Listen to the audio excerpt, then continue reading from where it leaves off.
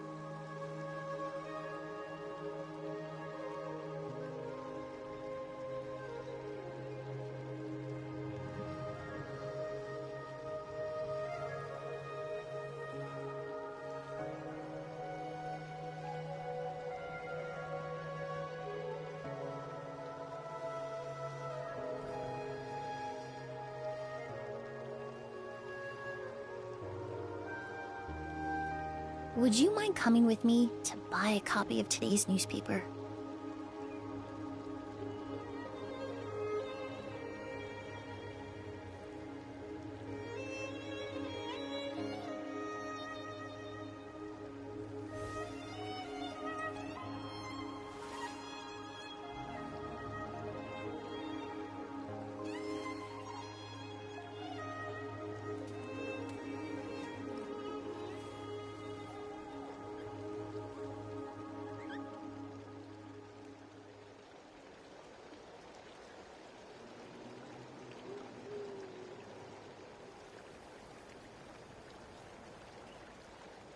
Ah, now there's an idea. Oh, just a moment, please. I need to jot this down.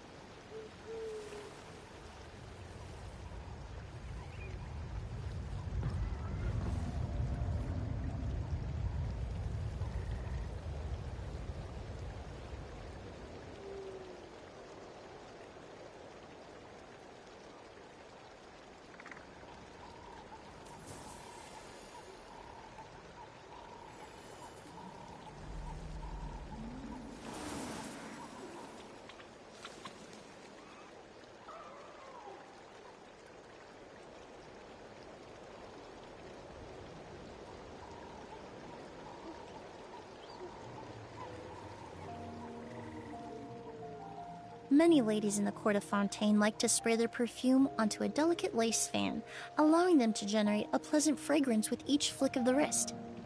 It's quite an ingenious method.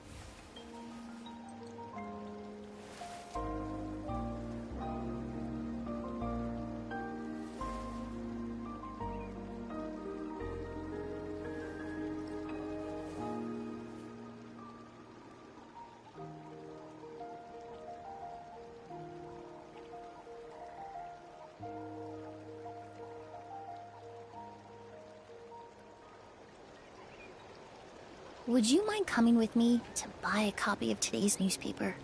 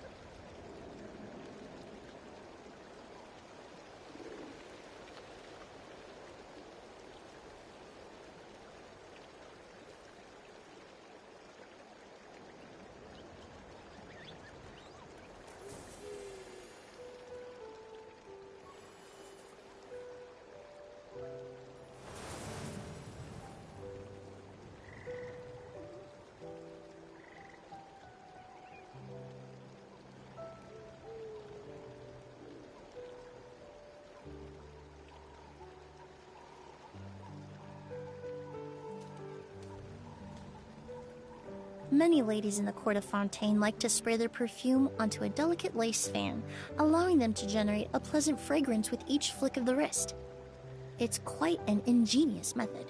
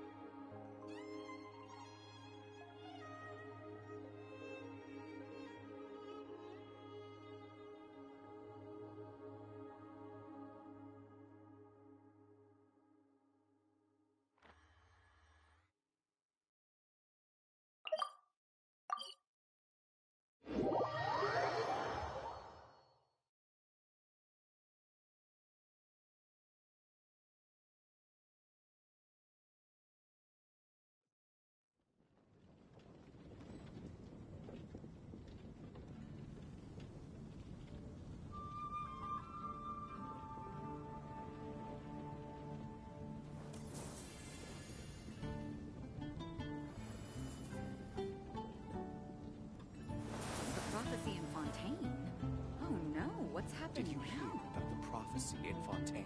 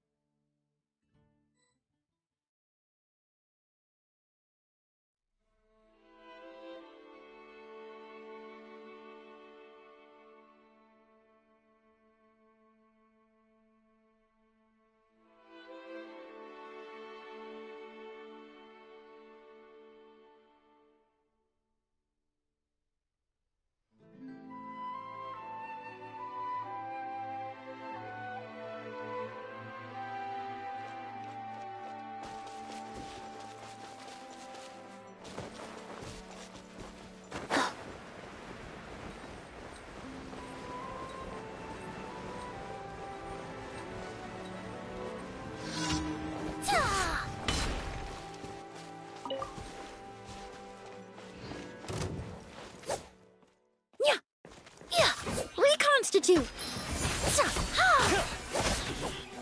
I guess it's done. Oh?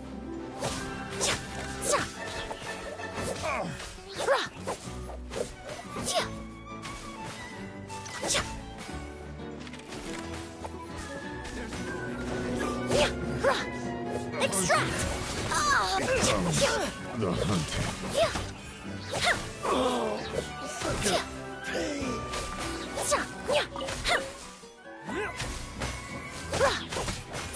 This'll brighten up the place. Done.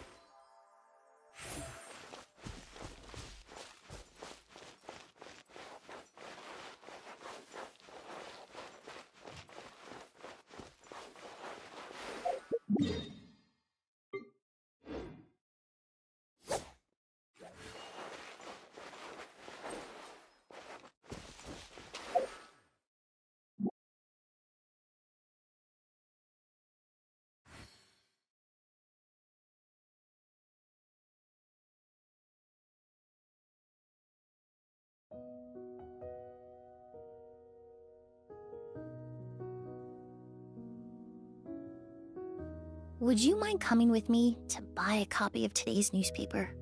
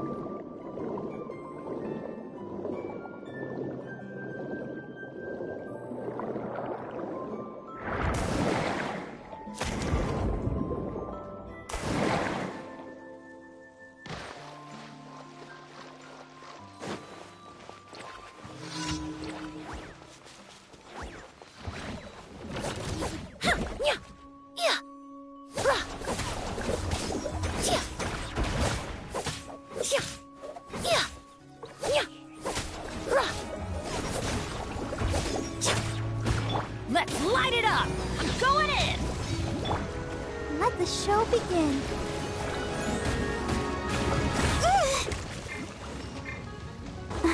Cool it! Reconstitute!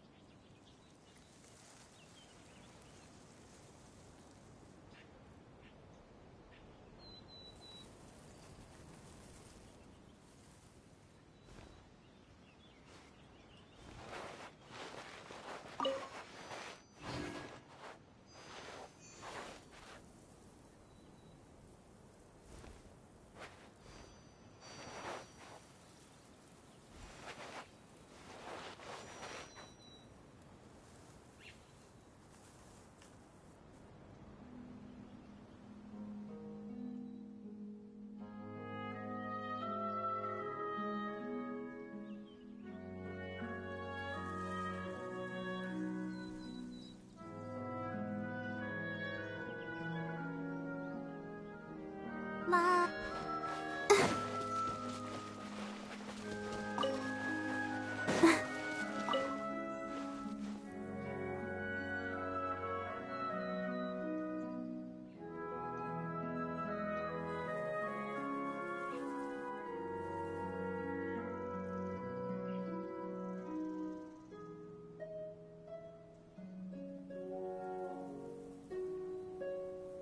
I wonder when I'll be as tall as my big sister.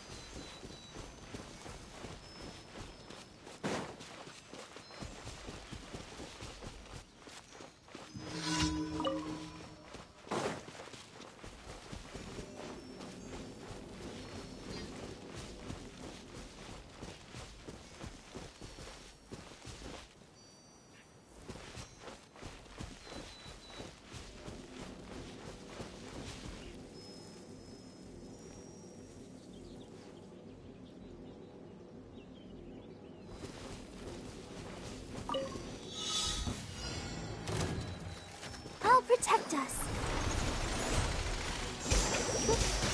Yeah! Neutralize! Ah! Ha! Ah!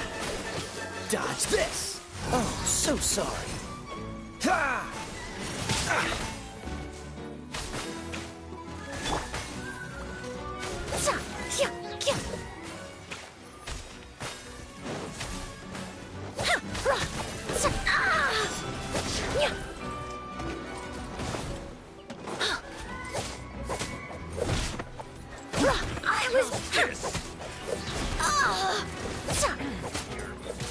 Yeah! Yeah! Yeah!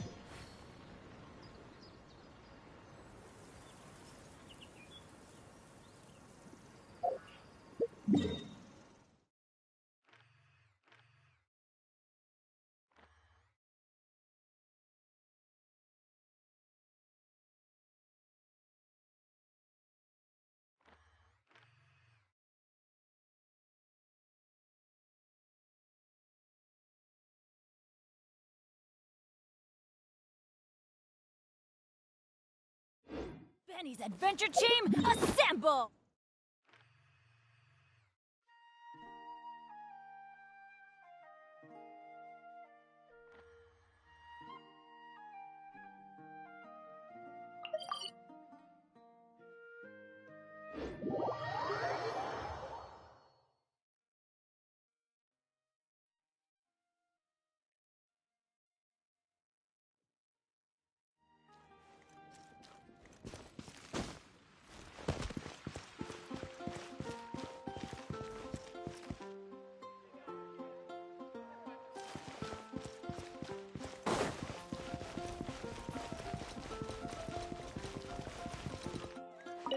Ad Astra Abyssos.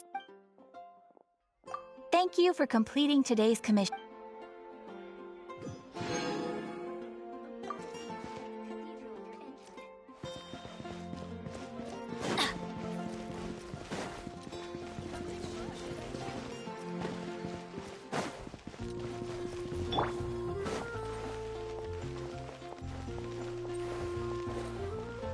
Ad Astra Abyssos.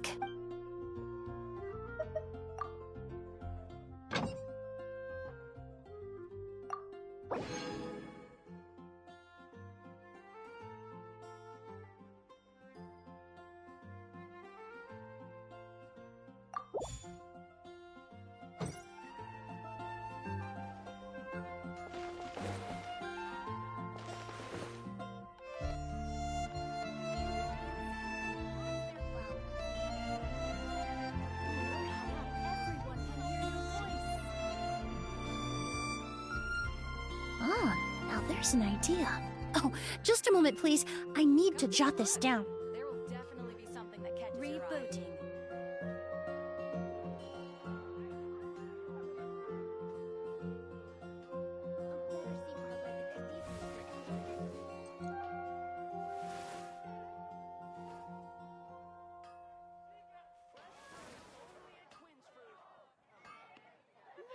When you're high up, everyone can hear your voice. Together after all. Come take a look. There will definitely be something that catches your eye. Dandelions? Of course they're flowers.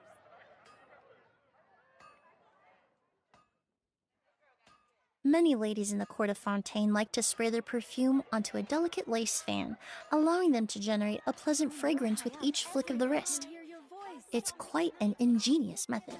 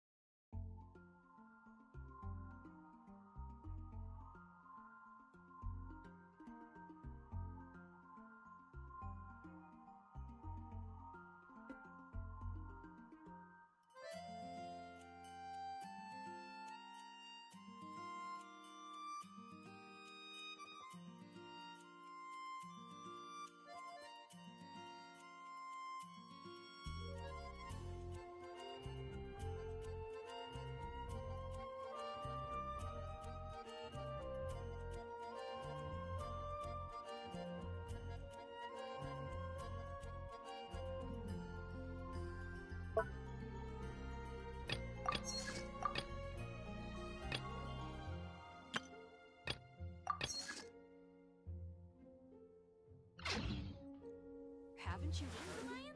There's a strange womper in his lips.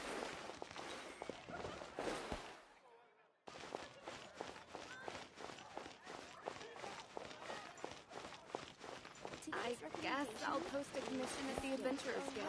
Veggie soup.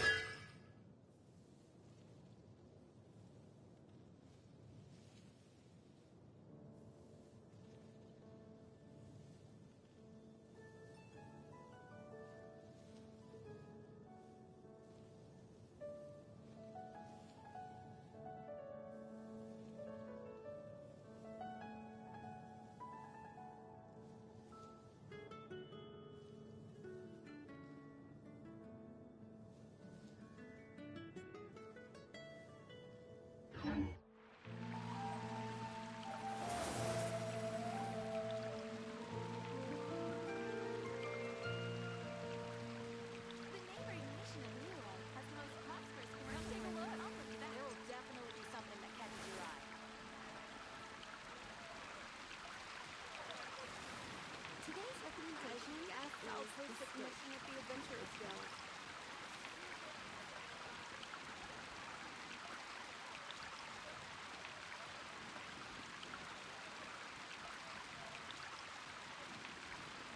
Star Snatch Cliff is known for its ears. Would you mind coming with me to buy a copy of today's newspaper? Today's recommendation is I guess I'll post a commission at the Adventurers Guild.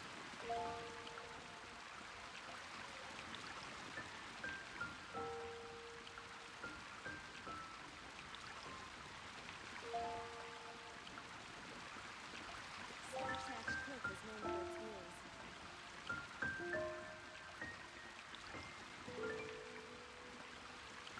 Haven't you? Which should I choose? How can I help you? It's been getting quite distant. A radish veggie soup.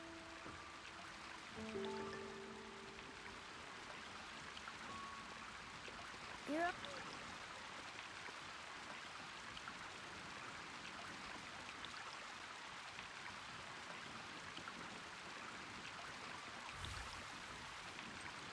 Haven't you heard? There's a strange wanderer in the world. Has the most prosperous commercial partner. I'll look at that. Today's recommendation is the steak.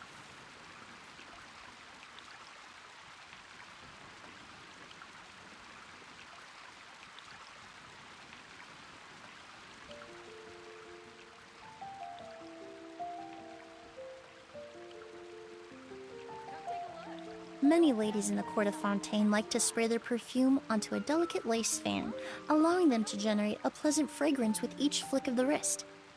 It's quite an ingenious method.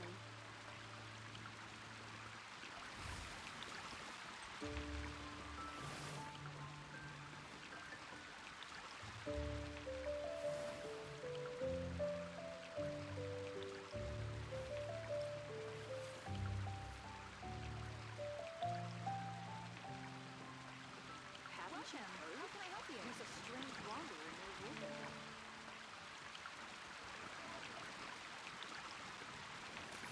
It's been getting quite busy recently.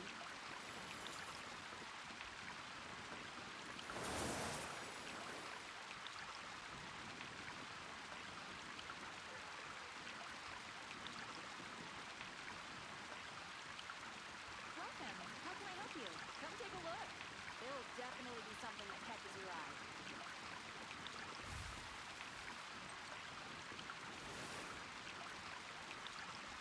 Today's recommendation is the steak.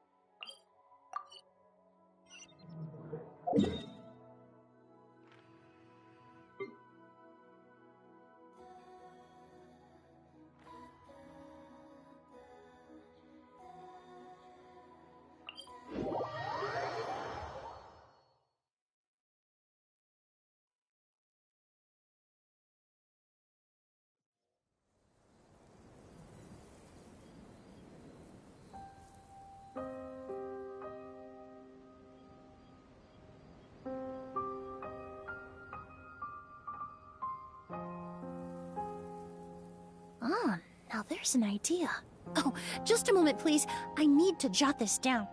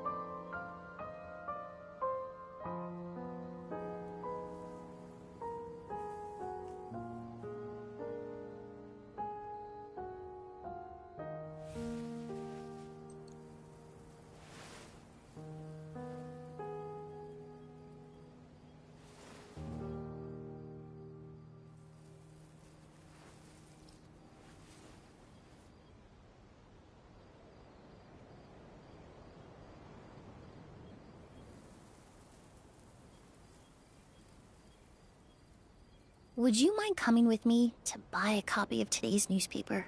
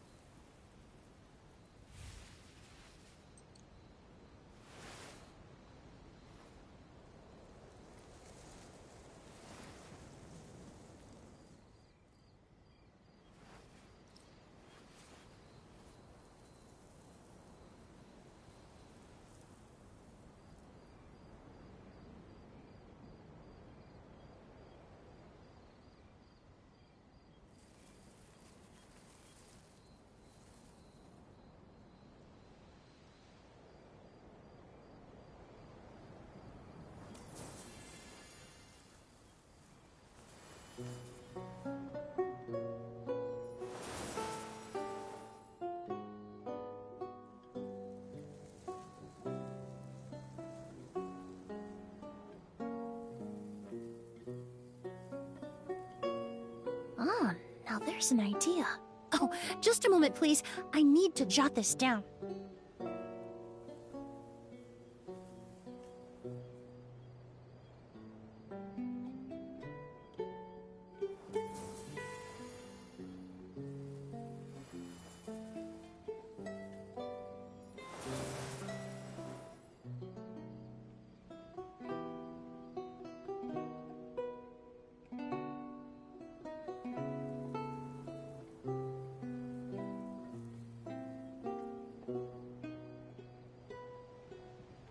Many ladies in the court of Fontaine like to spray their perfume onto a delicate lace fan, allowing them to generate a pleasant fragrance with each flick of the wrist. It's quite an ingenious method.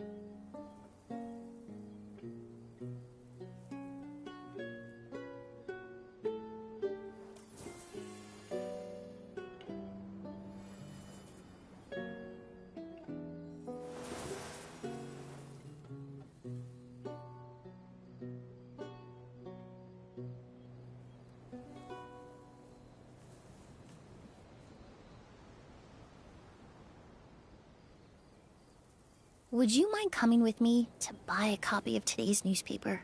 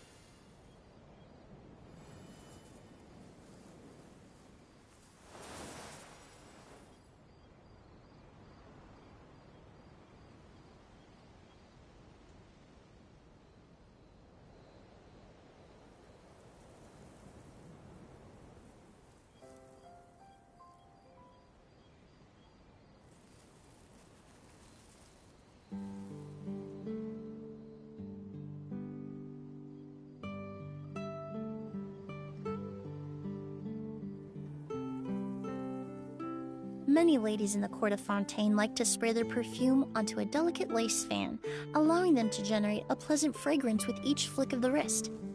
It's quite an ingenious method.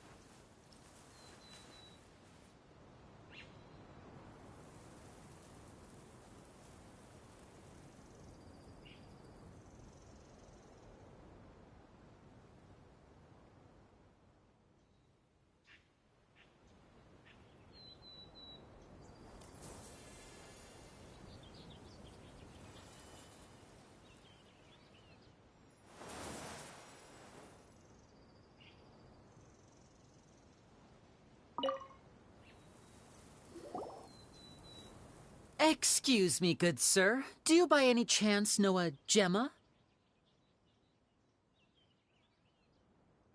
Gemma? You mean Caesar's fiancée? Sure I do. What's this about? I'm just trying to get a hold of her because I need her help with something. I heard she comes here a lot. Yeah, she does. Poor thing. It's no secret why, either. She's heartsick. Ever since Caesar passed away, she's been coming here once every week to clean his grave. Often, she just sits there in front of his headstone, lost in thought. Sometimes she talks to herself. I asked her what she was doing once. She said she wanted to speak to him again. She knows he's gone and can't hear her from the grave, but she just likes to spend time there, telling her fiancé all about how her life is going. And she's been doing this ever since Caesar passed away? Oh, so 10 years. Wow. Their love must have been really strong. I'll bet. Caesar's reputation fell apart after his identity was revealed, so no one else visits his grave. Gemma's the only one who still thinks about him after all these years. I don't know if the mind lives on in the waters after death, but if it does, I'm sure Caesar must be grateful to have someone who remembers him fondly. If I'm honest, I think this is all so unfair to poor Gemma. Her fiancé was a low-life crook. He doesn't deserve someone like her. Anyway, all of that said, she's running later than usual today. Normally, she'd be sitting in front of his grave by now. I wonder if she's okay. Well, that's everything I know, I'm afraid. You might have more luck asking some other people. All right, well, thanks for sharing all of this with us. We'll keep asking around. You're welcome. I just hope she'll be able to move on one day.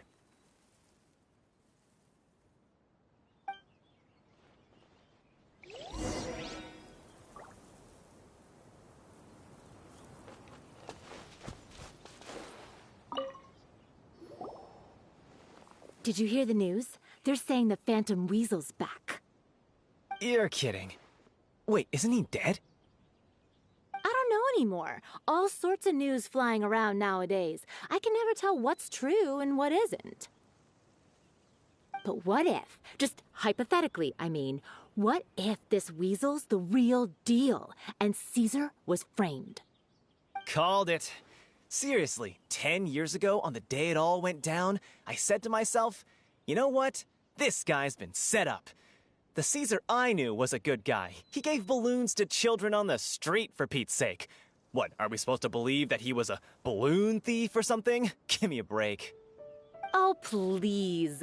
Weren't you the one cursing his name to high heaven when the police announced the news? You were all, oh, That gosh darn lousy son of a... you think you know a guy, or words to that effect. Wait, did I say that? I don't seem to recall.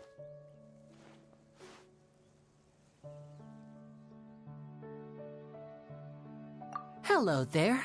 Sorry for disturbing you, but I couldn't help but notice you were discussing the Phantom Weasel. We're actually quite interested in this topic as well, but we're struggling to get to the bottom of it. Do you think you could spare a moment to tell us a little bit about Caesar? You've come to the right people. Yep, I was there. Back when Caesar used to perform magic tricks on the street. He was a great magician. The best trick I ever saw him do was pop a transparent balloon, only for a whole bunch of doves to fly out from the inside. I was right up close and didn't blink or look away once, but for the life of me, I still don't have the faintest clue how he pulled it off. Really incredible stuff. I saw him perform too. He always used to bring some gifts along for the kids who came to watch his show, and he'd hand them out after he was done. Sometimes, he even got the kids to write their wishes down, and then he'd make the items on the wish list appear in his next show. Huh. He doesn't sound like such a bad guy. But after he died, there were also rumors that he used the wish list to find out what was precious to people, with the intent to steal it later. As I'm sure you know, the Phantom Weasel would steal just about anything from anyone. Whatever the case, now that the Weasel is back, Caesar's become a hot topic once more. I bet Gemma must be pleased. If Caesar's name gets cleared, maybe it'll finally give her some solace after all this time. No, speak of the devil. That's her over there. If you've got any more questions about Caesar, she's definitely the one to ask.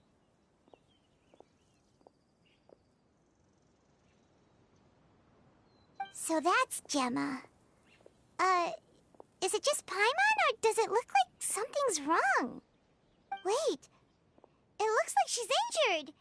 Come on, let's see if she's okay.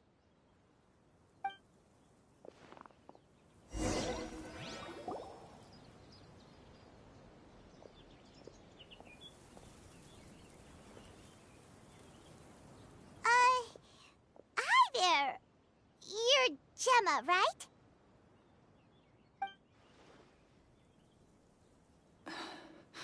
Who's asking? Don't be afraid, we mean no harm. It looks like you're injured. How bad is it? Thanks for your concern, but you didn't answer my question.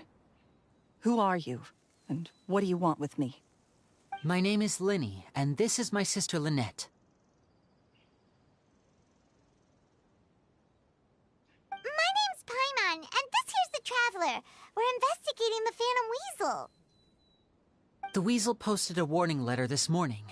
If he still lives, that means that Caesar was falsely accused. You knew Caesar better than anyone else. So if you're willing, we'd love to hear what you think about all this. I promise you can trust us. We won't hurt you. In fact, we'll do all we can to keep you safe. I never believed that he was the Weasel. Huh. I suspected as much. Okay, so going back 10 years, do you remember anything strange in the weeks leading up to the accident? Did Caesar have a falling out with anyone, for instance? No, not that I know of. Got it. All right, sorry for disturbing you. If you don't have any more questions, please leave. I want to be alone with him.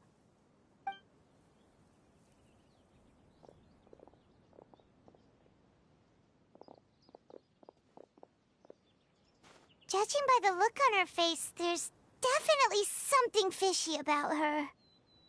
She's lying. She definitely knows something.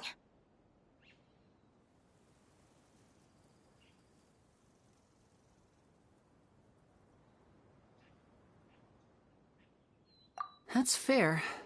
We're just a bunch of strangers who showed up and started questioning her about things that happened a whole decade ago. It makes sense that she'd be wary around us.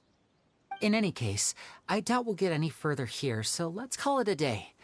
Meet me outside Hotel de Boer tomorrow, and then we'll start the next step of our plan. Huh! It's been a while since we visited Poisson. Maybe we should head over and have a look around.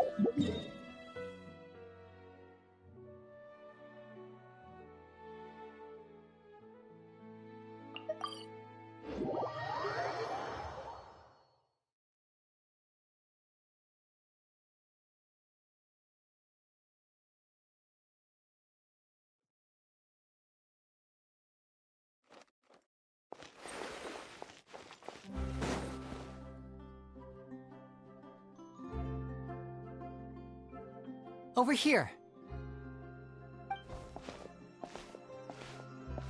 Lynette's not joining us today? I've had her follow Gemma and see if we can make any inroads with her. They should be at a cafe right now. Still, I don't think that Gemma's likely to open up to us. So, we need a contingency plan.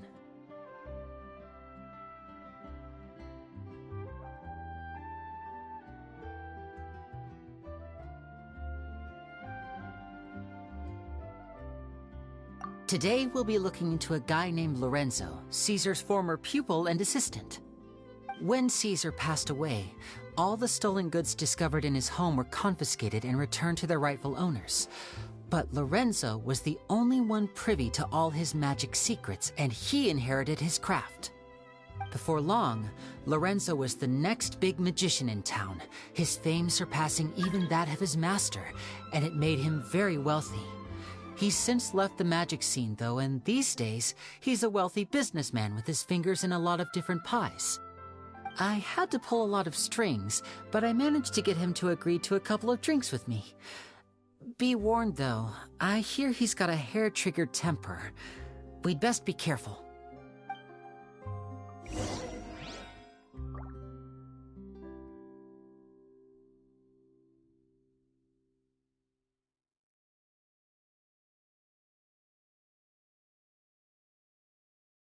Ah, now there's an idea. Oh, just a moment, please. I need to jot this down. Self-cleaning ability.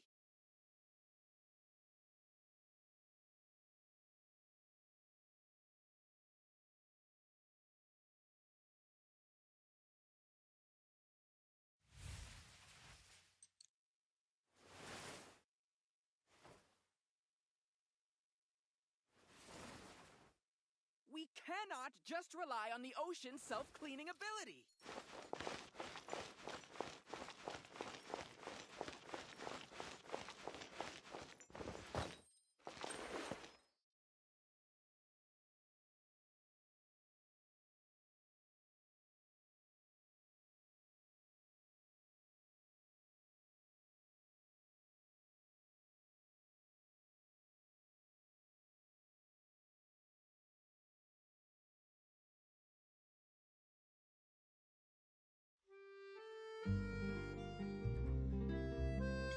Would you mind coming with me to buy a copy of today's newspaper?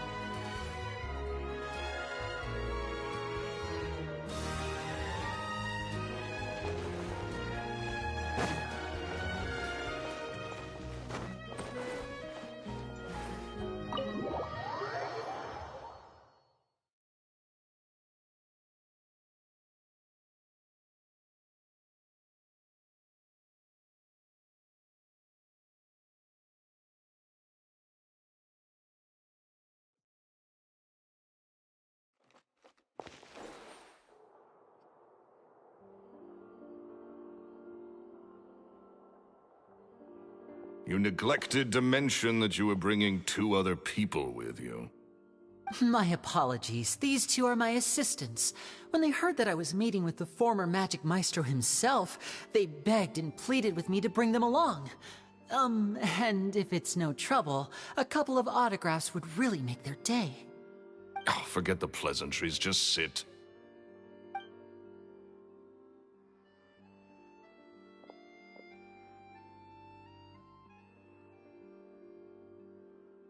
Get a load of this guy. Forget the pleasantries, he says, but he looks pretty happy about Lenny stroking his ego. I only agreed to meet since we're both magicians. Do me a favor and cut to the chase. I have more important things to do than drinking. Much obliged, sir. As it happens, the matter I want to address is also related to magic. Yesterday morning, a warning letter from the Phantom Weasel appeared on the entrance to the Opera House. He claims to be planning something for the same evening that I'm scheduled to do a magic show there. As such, I believe that I may well be his target. I have to get to the bottom of this to ensure that my show can go ahead as planned. Naturally, any investigation into the Weasel starts with a few questions about Caesar, who... What is there to investigate? Caesar was the Weasel and he's been dead for 10 years. So what if some sick creep thought it'd be funny to write a warning letter? It changes nothing. Are you trying to tell me you actually bought it? Please, sir, no need to get so worked up. I do concede that a copycat is but one possibility. Possibility? It's a fact, Linny. Look, my patience is limited, so listen carefully while I'm still willing to put up with you. The Weasel is dead. Period. Everyone knows that, so do yourself a favor and quit this investigation. It'll lead you nowhere. Look, if this affects your magic show in any way, I will personally compensate you for any losses. Oh, sir, I'm honored, really. But this isn't about finances for me. My pride as a magician is what's at stake here, Lorenzo. Copycat or not, this person has thrown me the gauntlet, and I must meet their challenge head on. Your pride? Don't mince words with me, boy. Just tell me, what exactly are you seeking to do? I want to find out the Phantom Weasel's true identity. I have to know for myself what really happened 10 years ago. What would that accomplish? And what do the events of 10 years ago have to do with you, anyway? Look, you of all people should know that a magician never reveals their secrets. And in any case, dead men don't talk. So if you really care about your magician's pride, then you'll forget about Caesar and move on. Uh-oh.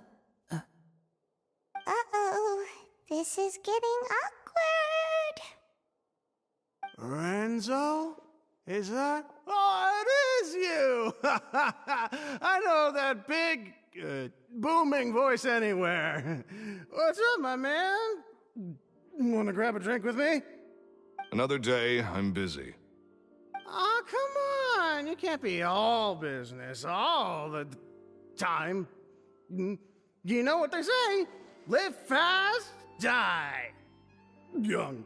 You gotta learn how to kick back and relax once in a while. If I wanted your life advice, I'd ask for it. Now get out of my face and go be drunk somewhere else. Sorry, my good sir. I don't believe I've had the pleasure. Oh, hey! Edmondo. He and I are business pals. We worked together a bunch of times. This is your first time meeting him? Oh, he's always like this. Foul-mouthed and hard-nosed. Never heard a kind word out of this guy the whole time I've known him. And he wonders why he can't get a girlfriend, despite being, what, pushing 40, 30, something? Anyway, point is, a lot older than when he first got rejected by the girl he was into. And he's still into, from what I hear. Shut up and get out of my face. Another word out of you and you can forget about doing business with me ever again. Do I make myself clear? Sorry, I may have had a little too much to drink. All right, I'm gonna leave. Don't work too hard.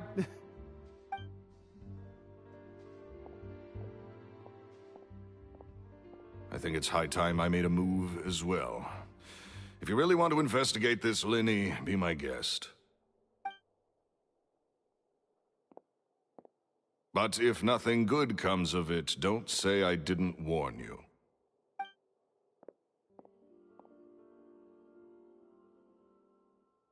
Well, that fell to pieces in a rather spectacular fashion. Any thoughts?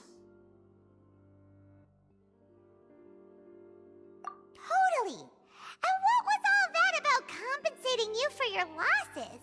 Why would someone you just met make an offer like that? He's gotta be hiding something. And not like Gemma. She was a little suspicious, but this guy's definitely covering something up.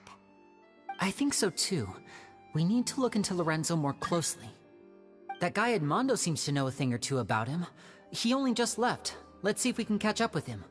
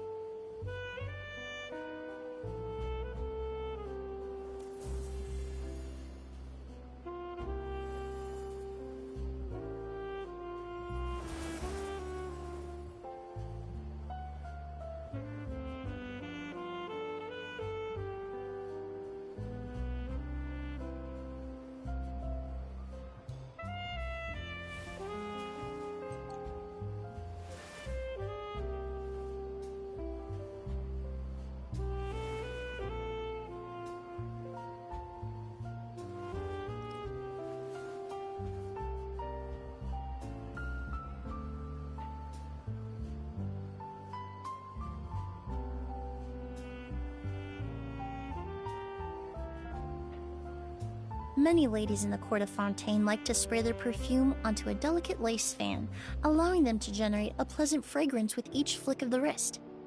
It's quite an ingenious method.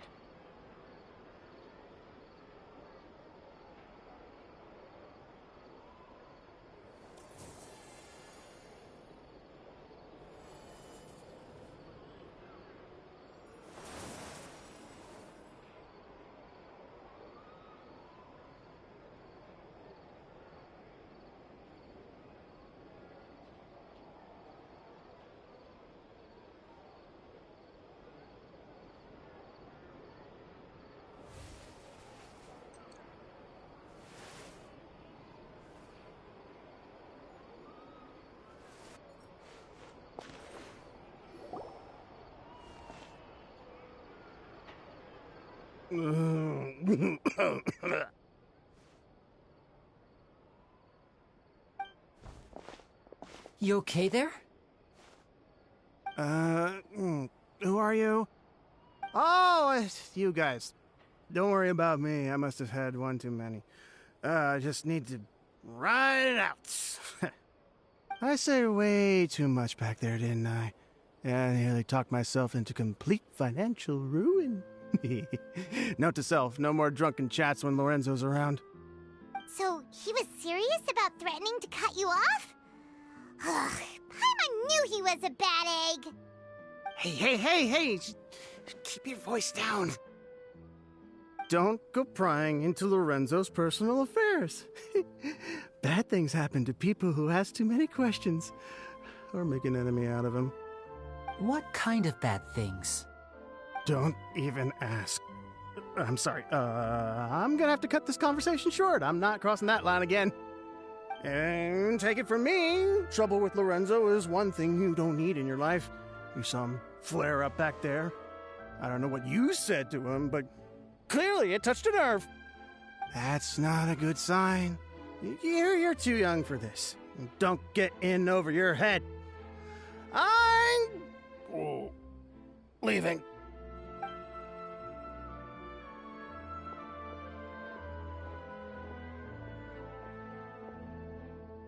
And there he goes. What do we do now, Lenny? Shh!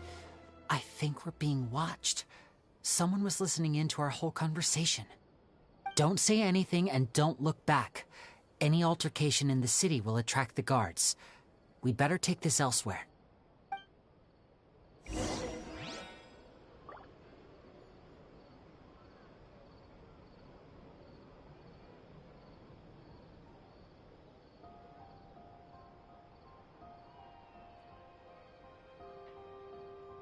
Ah, now there's an idea. Oh, just a moment, please. I need to jot this down.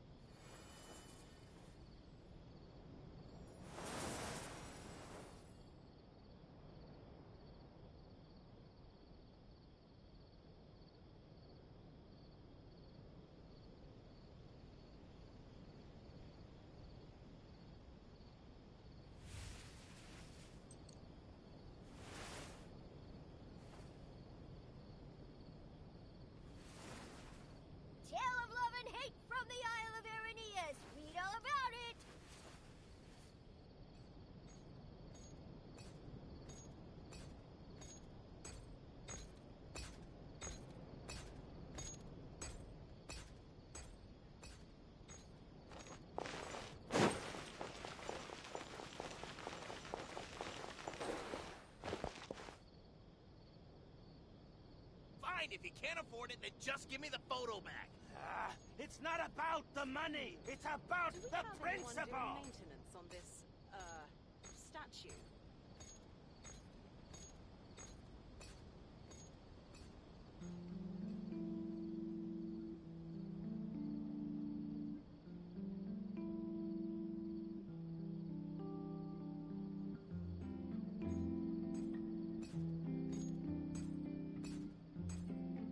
Fine, if you can't afford it, then just give me It's the not photo about back. the money. It's about the principle. Statue.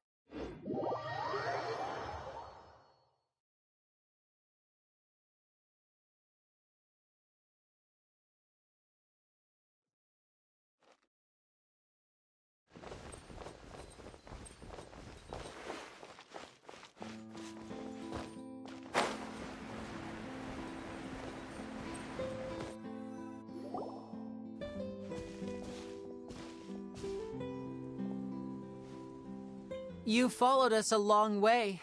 Why don't you come out and introduce yourselves? So you're Linny.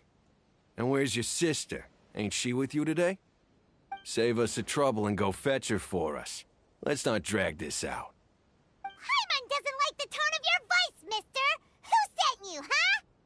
Save your questions, missy.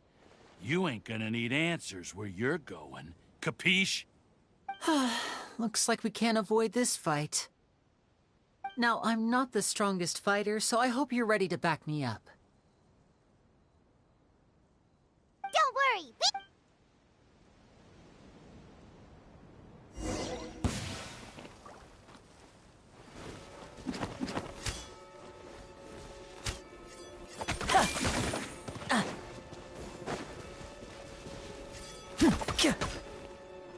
And voila!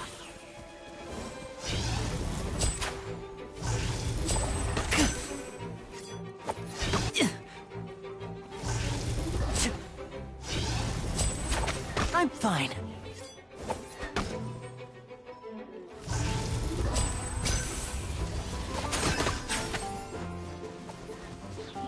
Now disappear!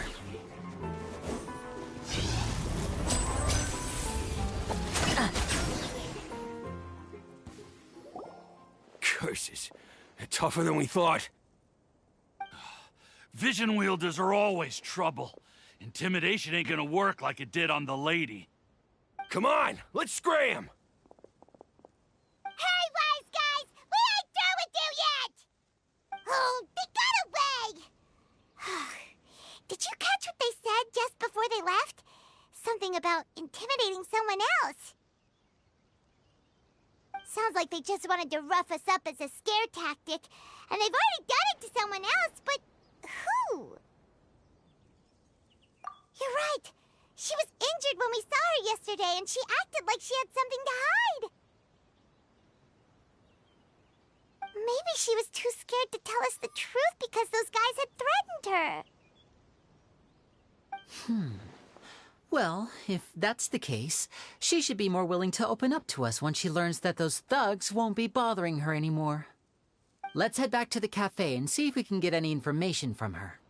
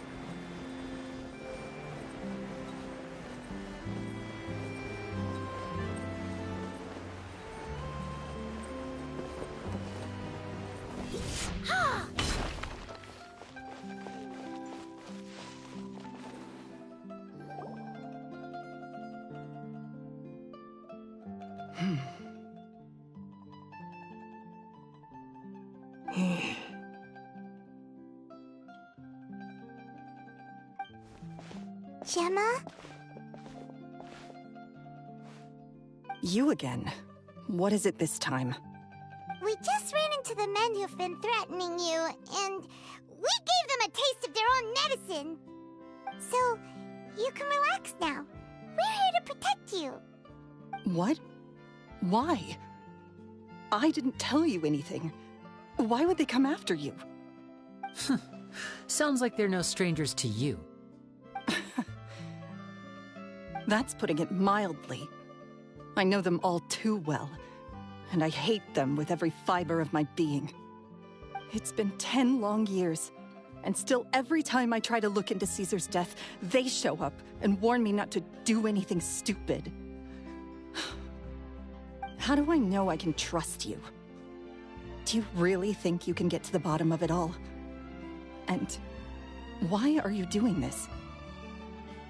I'm afraid I can't reveal all the details just yet, but I can promise you this.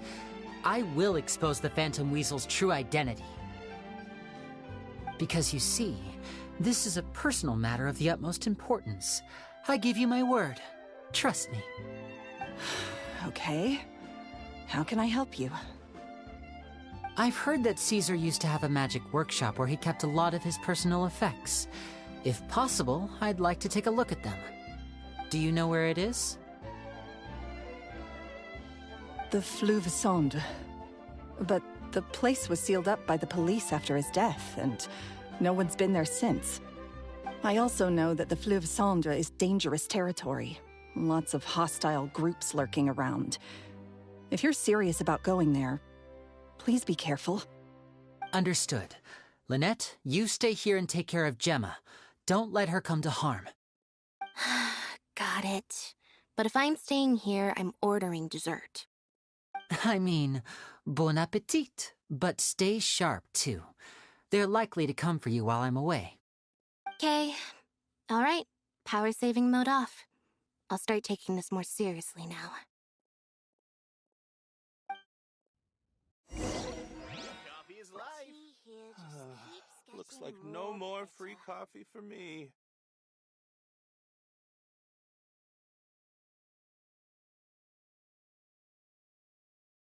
This coffee smells as good as ever.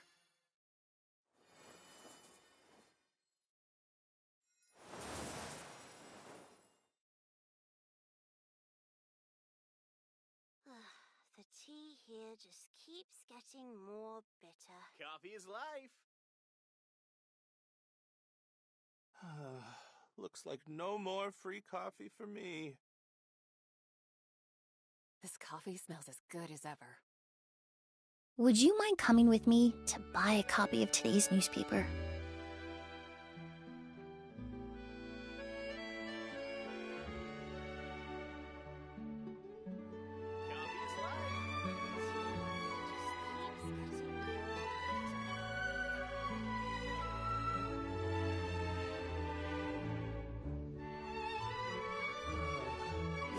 No more free coffee for me.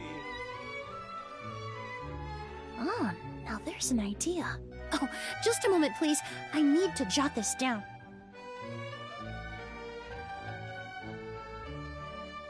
Coffee is life.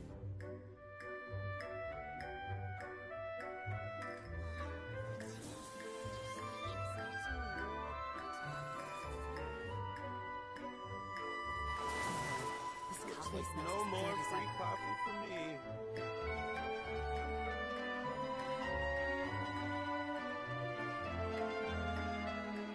Coffee is life.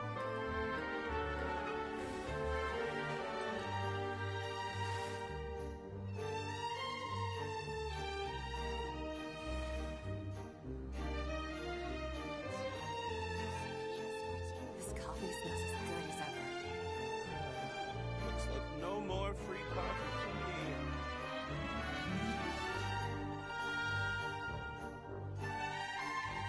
Coffee is life.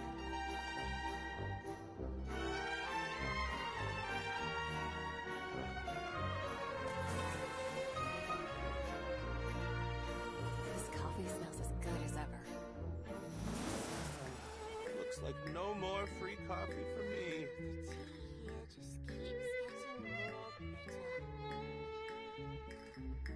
Coffee is life.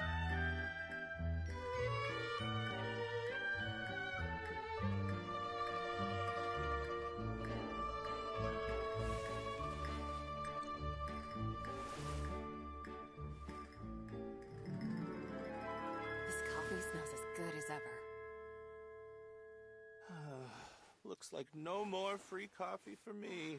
The tea here just Coffee is keeps life. getting more bitter.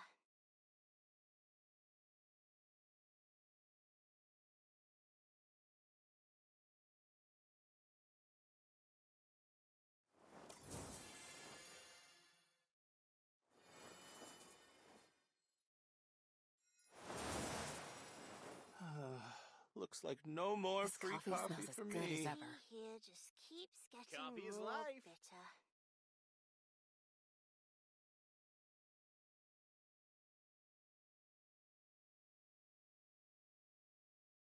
Many ladies in the court of Fontaine like to spray their perfume onto a delicate lace fan, allowing them to generate a pleasant fragrance with each flick of the wrist.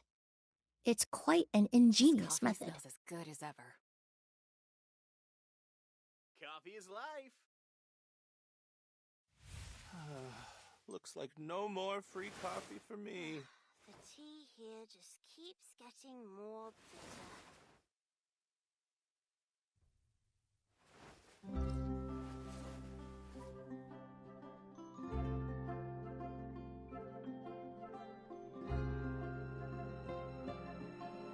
This coffee smells as good as ever.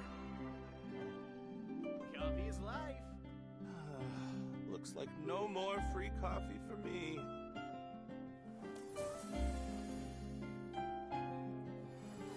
The tea here just keeps getting more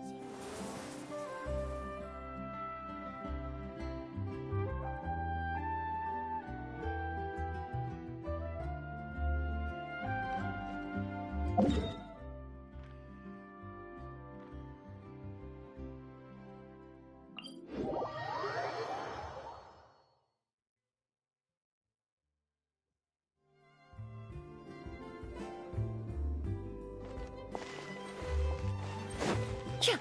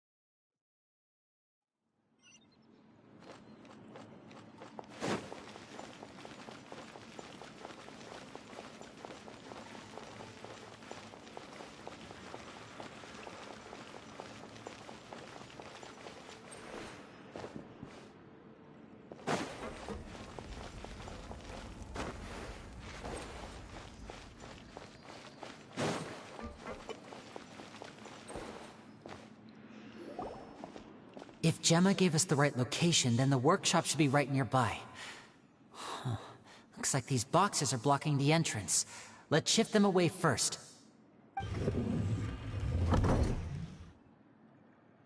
There we go. It should be just down here.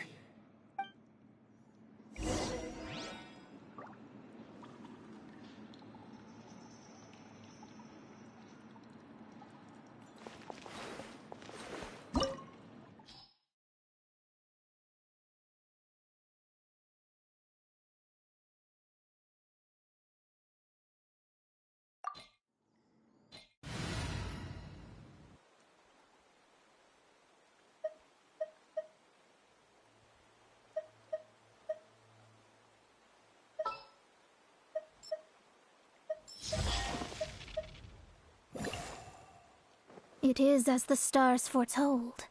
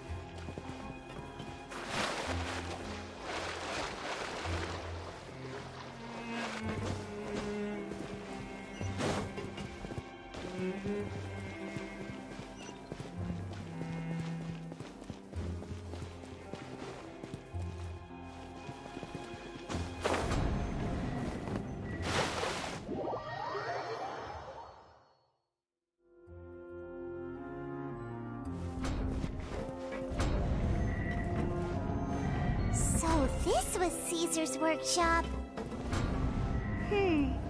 Nothing suspicious here, just normal magic props. Let's head in further.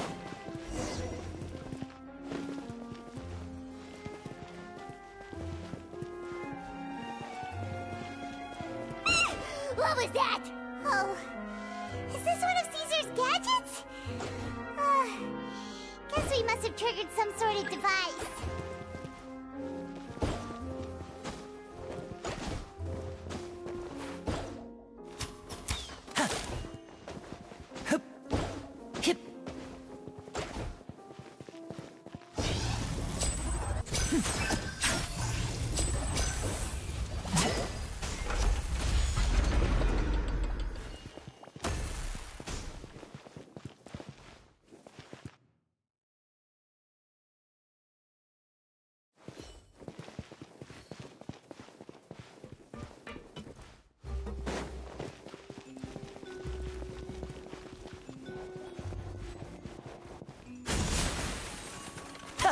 Reconstitute!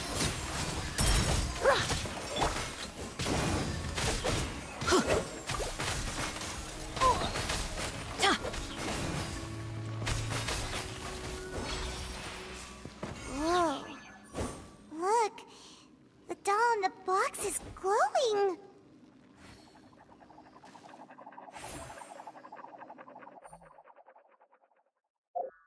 Benny's adventure team, assemble!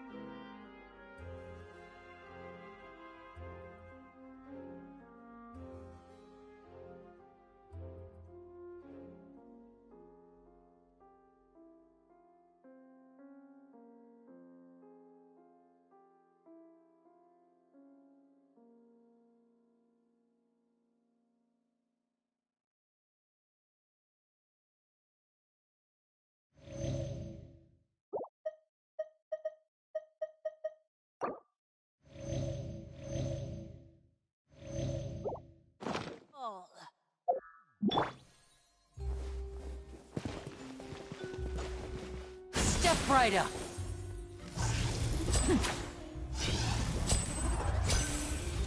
There's something written on the card on this doll. Let's take a closer look.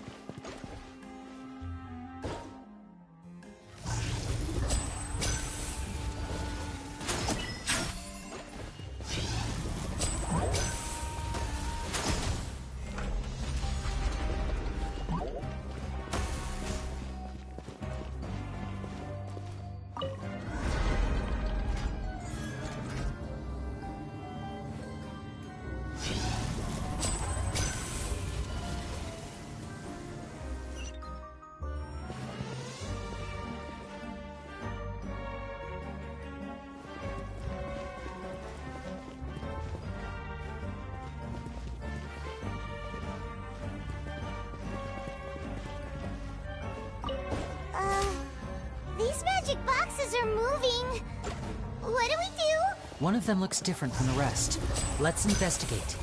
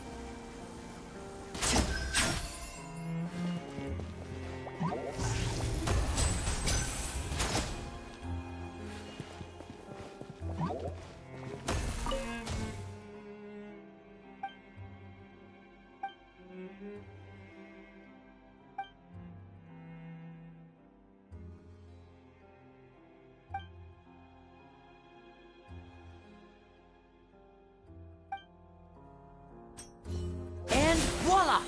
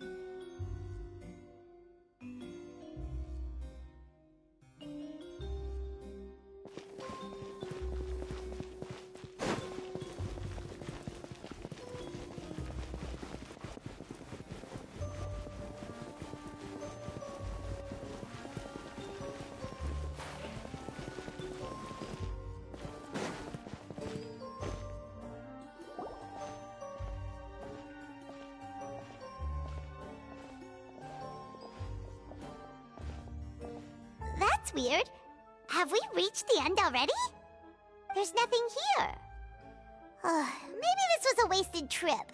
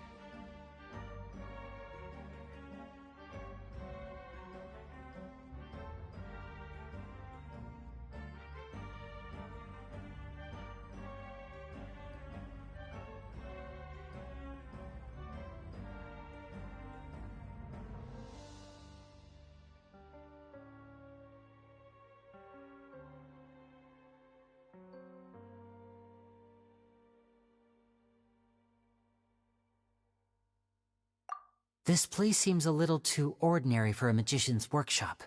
There's a distinct lack of mystery. We've triggered quite a few devices on the way here. I'm starting to wonder whether Caesar built this whole place as one big, elaborate magic contraption. If so, then there must be more to this place than meets the eye. Maybe a hidden room somewhere. Aha! If I just move this book, then hopefully... and... presto!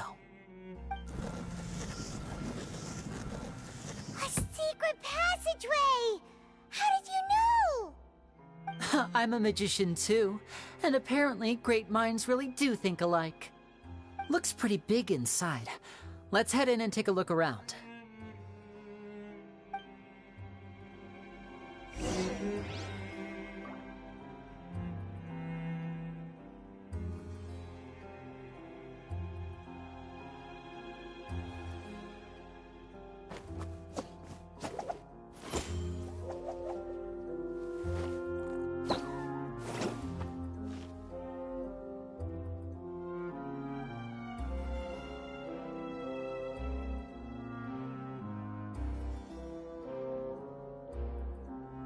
This is no time for distractions.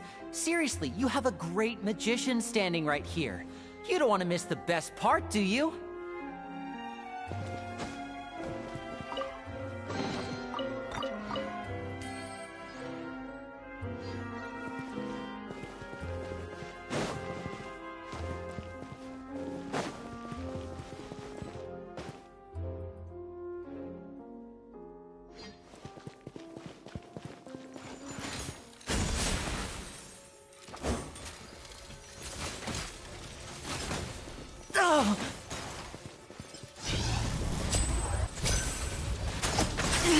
Stay calm, stay calm.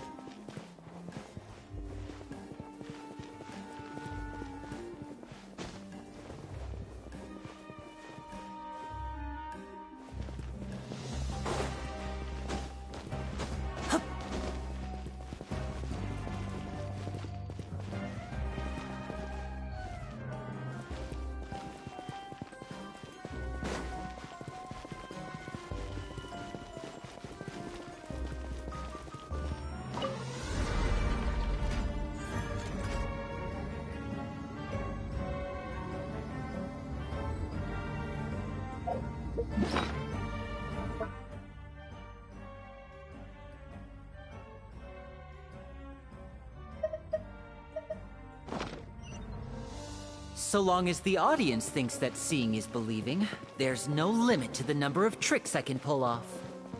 Step right up!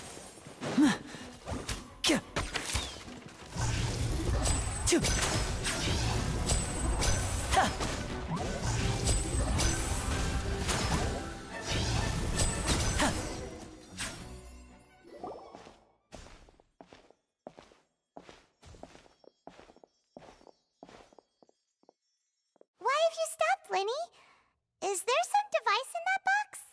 Huh. It just looks familiar somehow. Let me check this out for a second while you guys go on ahead. If anyone makes a major discovery, let's rendezvous here. All right, see you in a bit.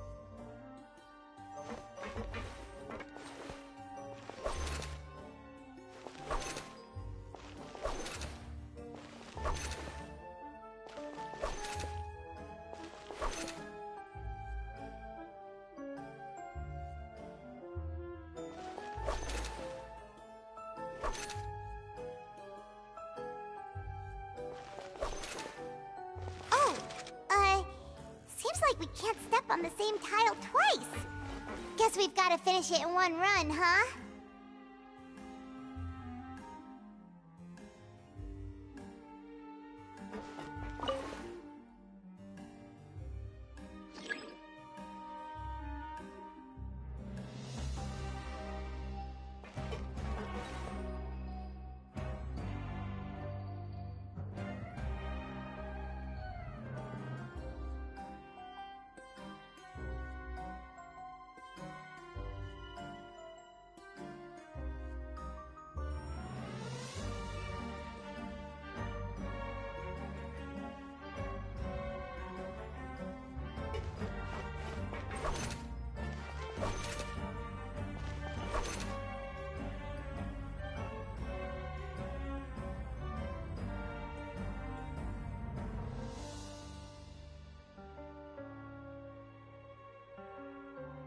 would you mind coming with me to buy a copy of today's newspaper?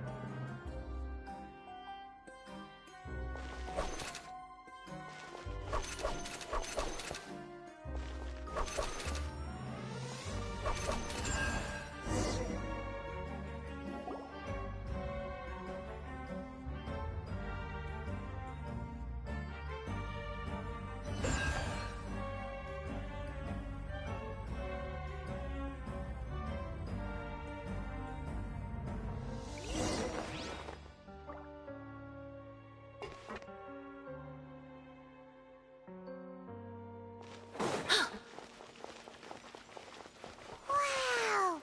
There's a hidden room here! Let's see!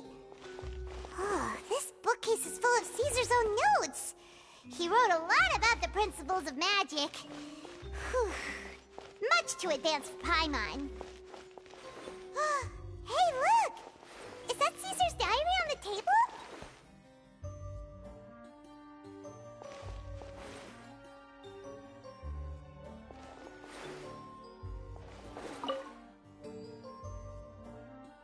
This book's thick as a brick! Let's take a peek inside it, shall we?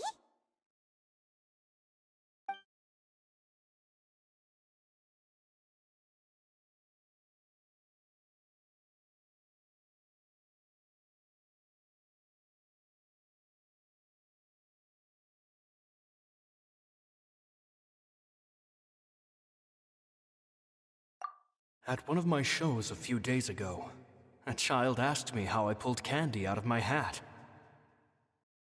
As a joke, I told the kid that the hat has a built-in wish-granting machine.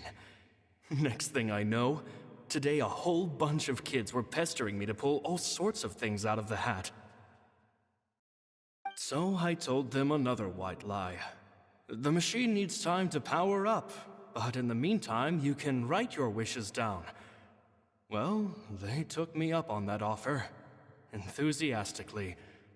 As I write this, I've only just got back from running around all over town, buying the things they wanted. Boy, are my legs sore. I wound up saving very little this month, but that's not a major issue. I now have a bigger problem. How am I going to hide all these things inside my hat?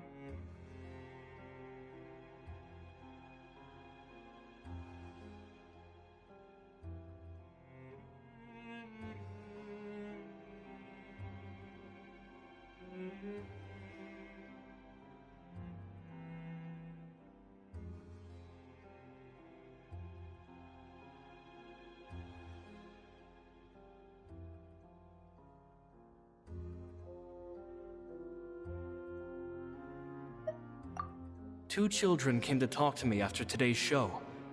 I don't know why they were out on their own. They looked much too young to be unsupervised. I do hope they got home safely. Anyway, they said that they wanted me to teach them how to do magic. It's not uncommon for children to ask this, of course, but I've never seen any of them as serious about it as these 2. I told them that learning magic is very hard work, but that didn't faze them at all.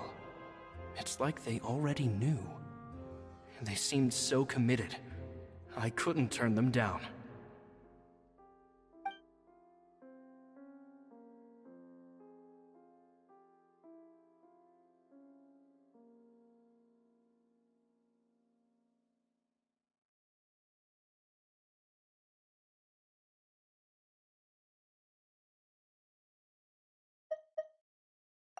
It seems like something's bothering Lorenzo lately, but he won't open up to me about it.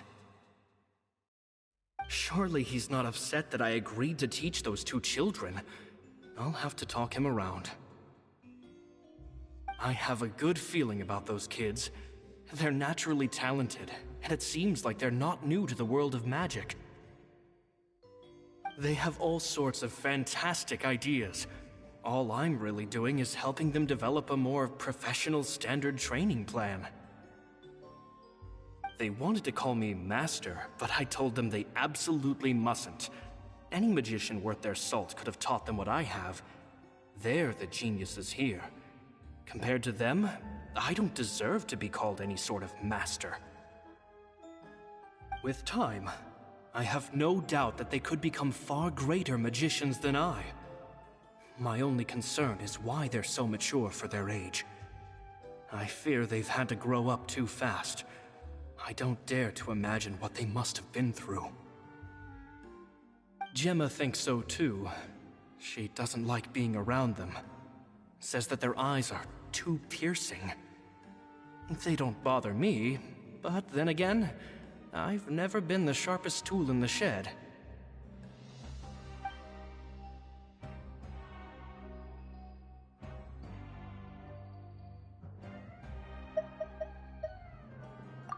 It's nearly time for me to go on tour. I asked the 2 kids if they'd like to come with me, but they shook their heads. I once overheard them talking about their father and their mission. Sounds like their parents have other plans for them. I guess we'll be parting ways soon. It's only been 10 days since I first met them, but I think that I've gotten a feel for their personalities now. They're very tough, but also very cautious, and they trust no one but each other. This, I fear, is not a good habit to have. They hide things from me too. For example, when I asked them where they live and why they wanted to learn magic, they lied. That's the thing about children. Whenever they're trying to cover something up, it always shows somehow. I can sense that their lives have been hard, possibly even dangerous too. They're not like other children. It's a shame that I can't do more to help them. After thinking things over, I decided to tell them a bit about how I see the world. It's full of lies and falsehoods, and that is why we must find our own truth. P.S. I hope they won't find my nagging annoying. Children are so opinionated nowadays. Will it do them more harm than good for someone they've only known 10 days to lecture them like that? P.P.S. Maybe I'm overthinking this. Children aren't interested in grand philosophies. It probably just went in one ear and out the other. I bet they've already forgotten every word I said. Oh, Caesar, Caesar. Just mind your own business next time.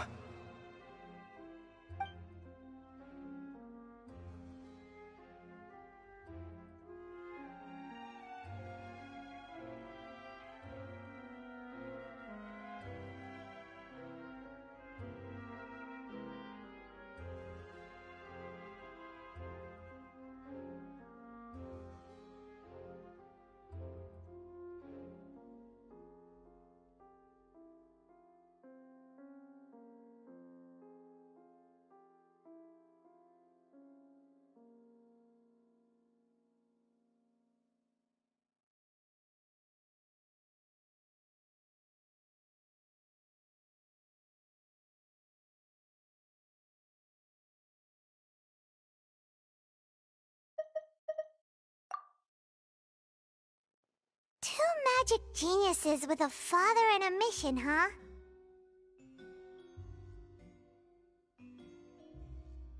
Sounds a lot like he was writing about Linny and Lynette, don't you think? So did they meet Caesar when they were kids? Let's go ask Linny!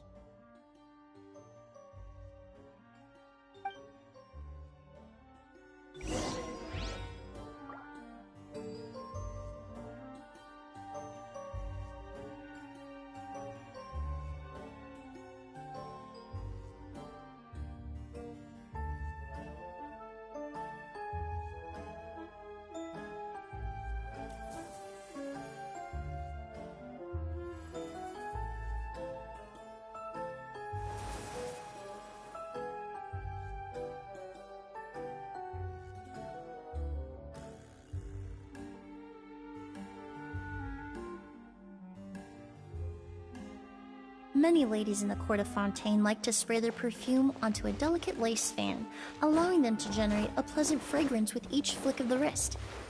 It's quite an ingenious method.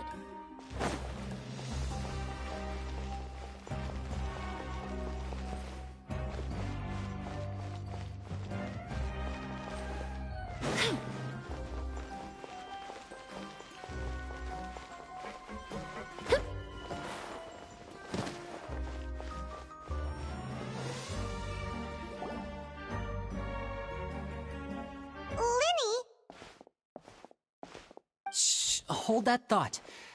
As I expected, there's a lot of fishy things going on in this place.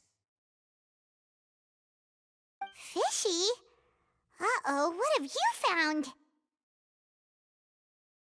All in good time. Before we go over our new leads, I want to tell you how a high-altitude escape is performed. First, the magician slots themselves into a magic box in full view of the audience.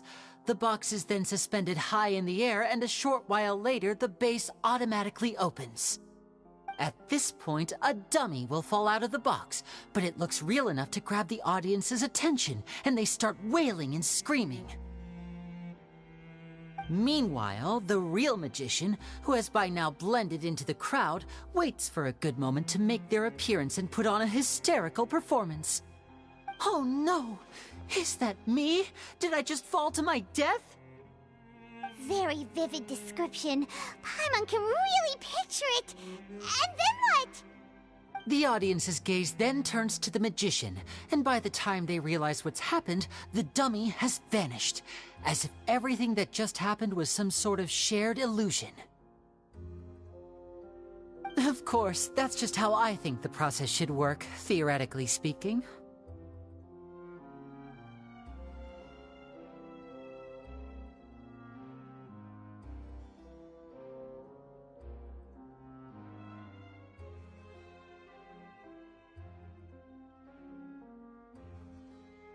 The inventor of this trick never performed it successfully.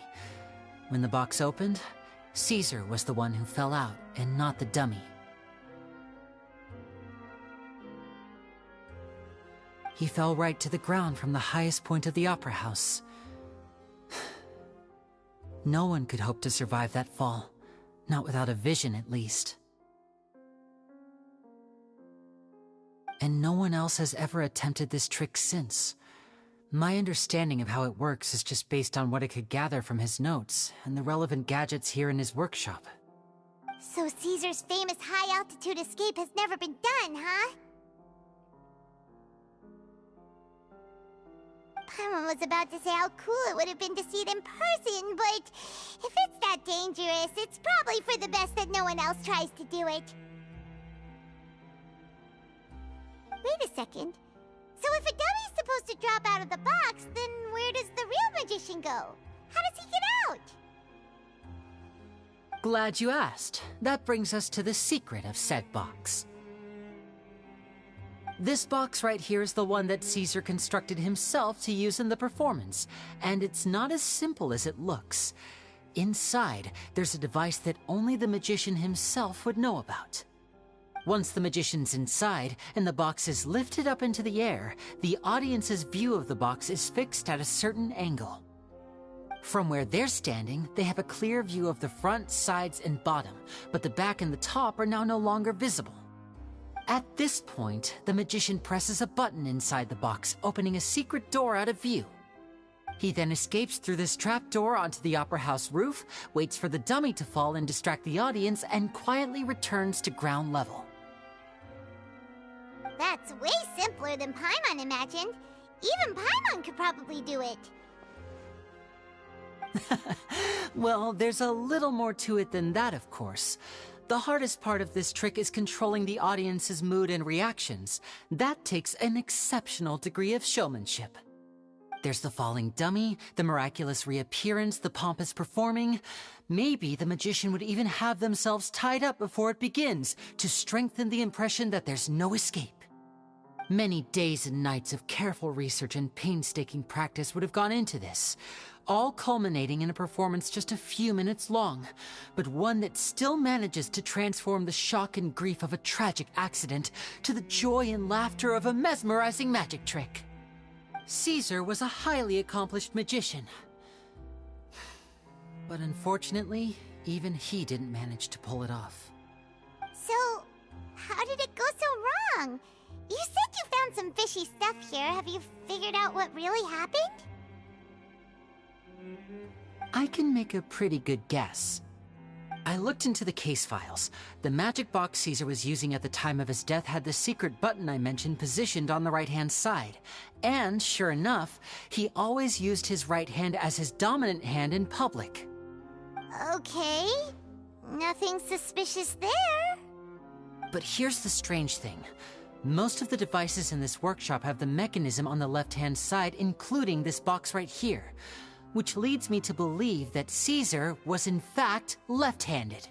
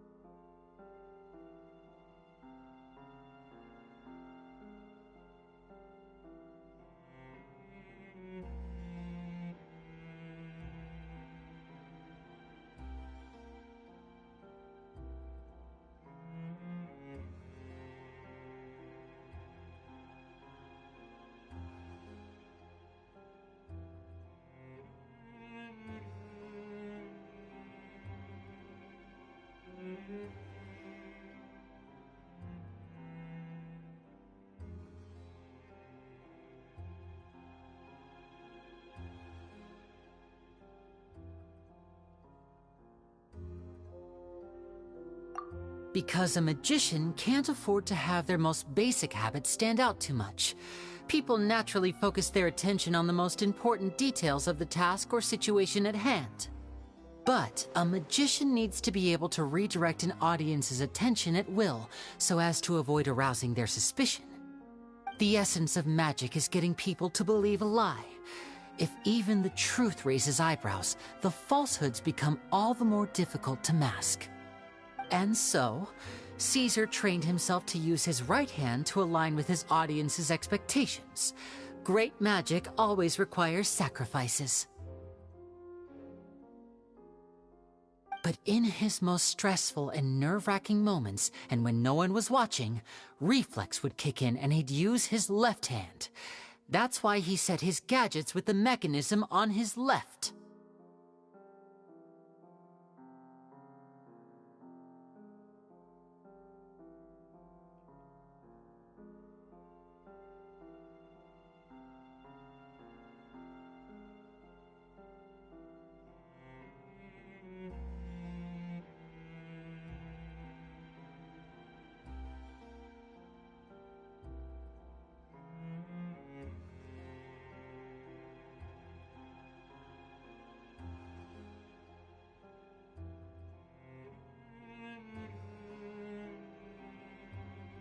Exactly. I think that's likely what happened. Caesar would have been under a lot of time pressure during the escape. He'd have had mere seconds to open the hidden compartment, retrieve the dummy, then open the secret door and make a swift escape. But I'm sure he was confident. He would have rehearsed countless times to the point where it was second nature. He'd barely need to think about what he was doing because muscle memory would guide him through. So he opened the compartment, took out the dummy, checked everything was in order, and then went to leave. With his left hand, he reached for the button, and suddenly, his heart skipped a beat. It wasn't there. Much like when you reach for your keys but find your pocket empty, his mind needed a moment to process what was going on. Instinctively, his left hand would keep feeling around for the missing button, maybe for another second or two, until the bottom of the box gave way. With the stakes being as high as they were, just a 2-second delay cost him everything. The authorities would find nothing suspicious and conclude that his death was due to his own error. When in reality, someone switched the boxes, and they did it to murder him. But how would they be able to make the switch without being noticed? That would be difficult to pull off, no? It would have to have been someone who knew that he was left-handed, and who could move his props around without arousing suspicion. Someone who was always by his side. Isn't that right, Lorenzo? You just couldn't let sleeping dogs lie, could you? There's not a lot of people who'd go to all this trouble for some magician who died 10 years ago. I didn't want to have to do this, you know. Silencing you the hard way just creates more problems for me to deal with. But I gave you your chance. I hoped you'd do what's good for you and back off like the lady, but you disappoint me. You mean Gemma? So you are the one who's been threatening her! Yes, although however stubborn she might be, she was never much of a liability. But you people, you never even knew him, but for some reason you just wouldn't drop it. Which is why you can't leave this place alive. Take them out, and make it quick. Do your worst!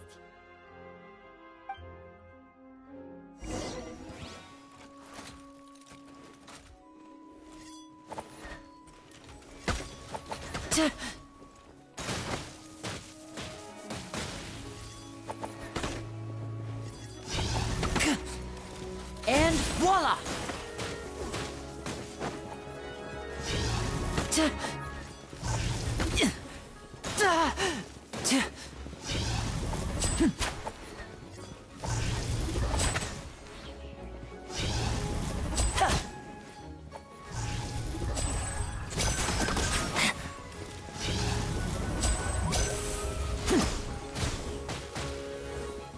Step right up.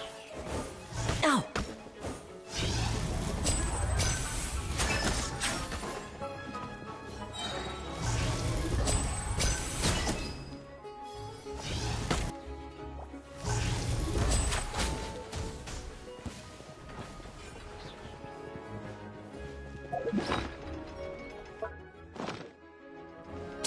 Let's get this show on the road. And voila! Neutralize! Let's light it up!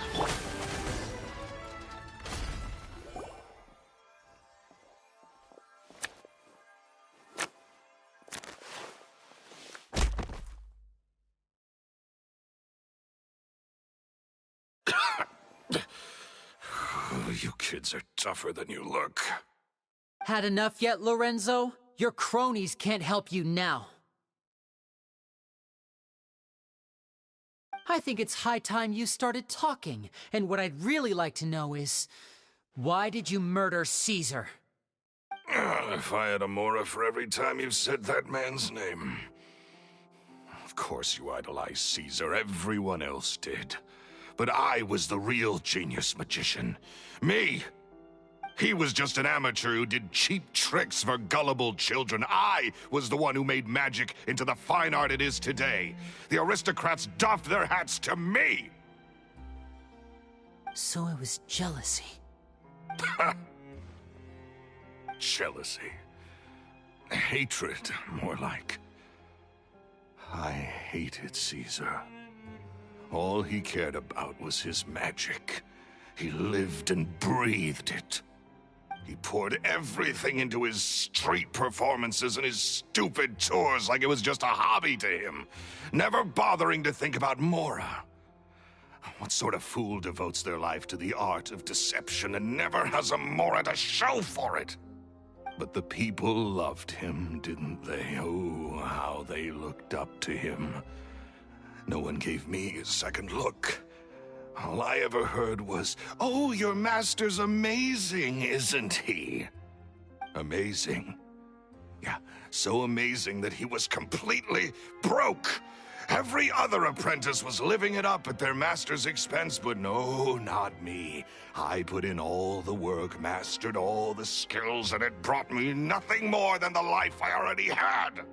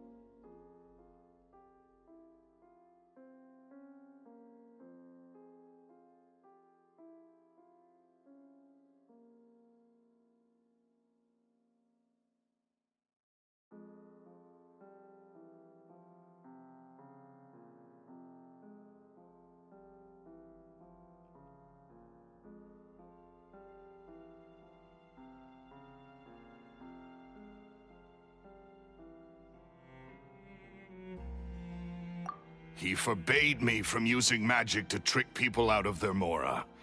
There was nothing he hated more than that. And with his reputation in Fontaine, it was too risky for me to go it alone. As long as he was alive, if I dabbled in my own brand of money-making magic, he would expose me, and it would destroy me. I had to kill him.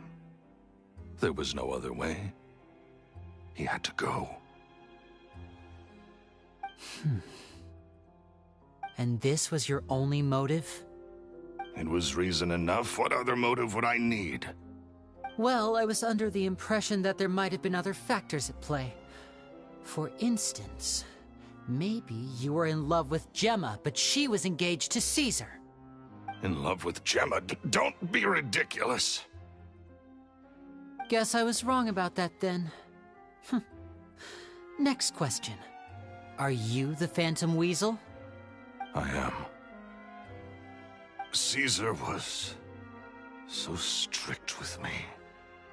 He insisted that his way was the right way, that the sole purpose of magic was to bring joy to the world.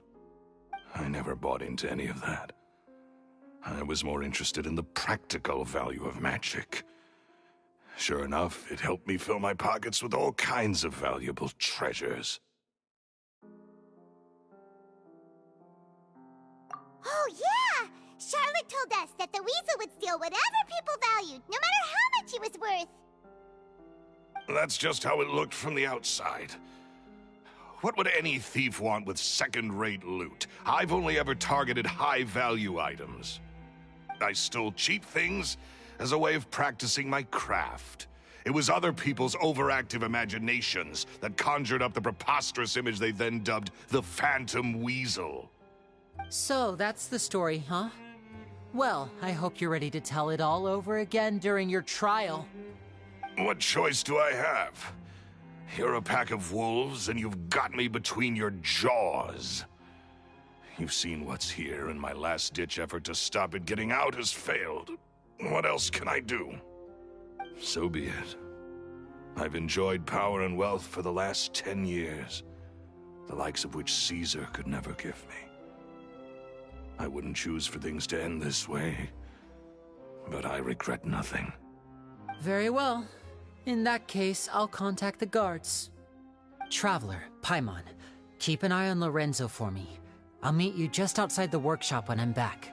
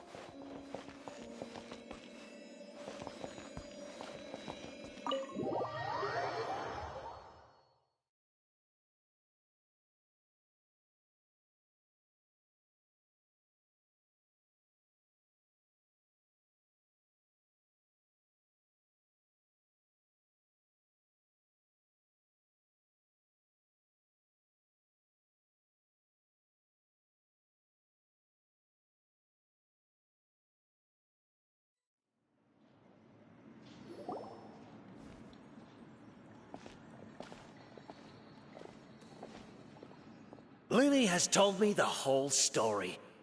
Lorenzo, do you confess to the murder of Caesar and to framing him for the Phantom Weasel's crimes?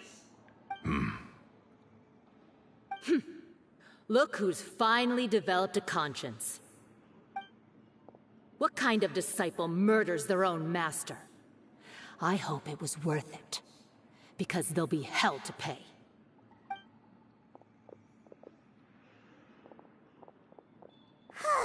Looks like it's all over. What should we do next, Lenny? Should we start preparing for your show? Let me think. Let's rendezvous with Lynette and Gemma first. With Lorenzo in custody, Gemma will no longer have to fear for her safety. Good point! We should go tell Gemma the good news right away! It'll give her some peace of mind for sure!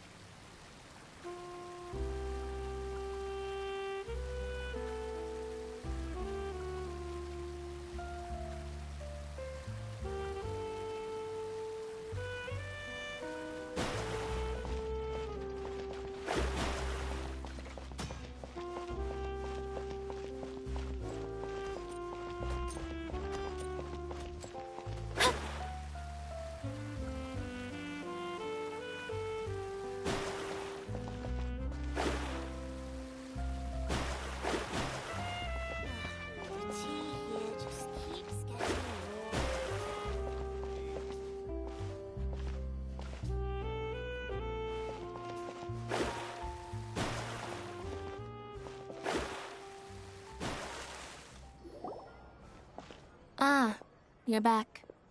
You were so quick. I've only just finished my third dessert. Your third? Lynette, come on, we've talked about this. Everything in moderation. You're not gonna have any room left for dinner now. It's fine. I'll shift to exercise mode and jog off the excess sugar. That's besides the point. Well, it's done now, but try to eat a more balanced diet in the future. Point taken. Did everything go okay? Of course! Lorenzo was no match for us. The guards are taking him into custody as we speak. Gosh, that's amazing. I'm sorry, I still didn't know if I could trust you, but now it seems I can. I had my suspicions about Lorenzo, but I... It's okay, we understand.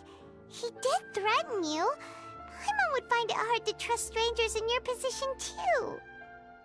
But you don't need to be scared anymore. Everything's gonna be okay. Sorry. Sorry. My emotions are all over the place right now. I've been waiting for this day to come for so long. I always wanted to report Lorenzo. He took all of Caesar's property, which I found suspicious, but I had people watching me all the time, so I couldn't risk looking into it. I was so afraid. I was scared he'd do something terrible to me, and then no one would be left to visit Caesar's grave. So I never had the courage to speak out. Thank you all. Truly. Thank you so much.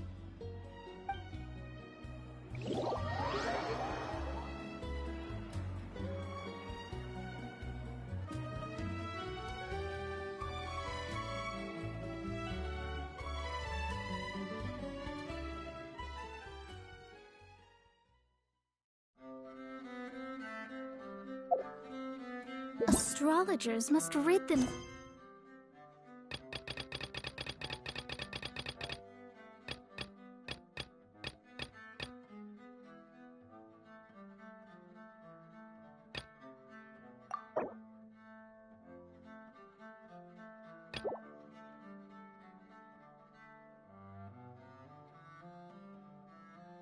Of material desires.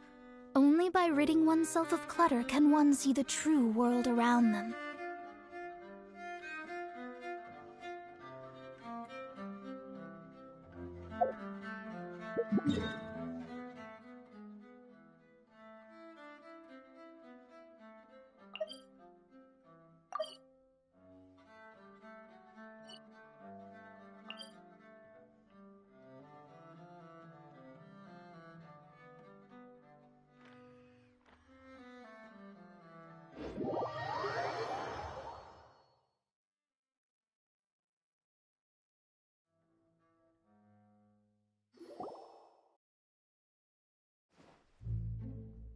Hey, Traveler. Paimon.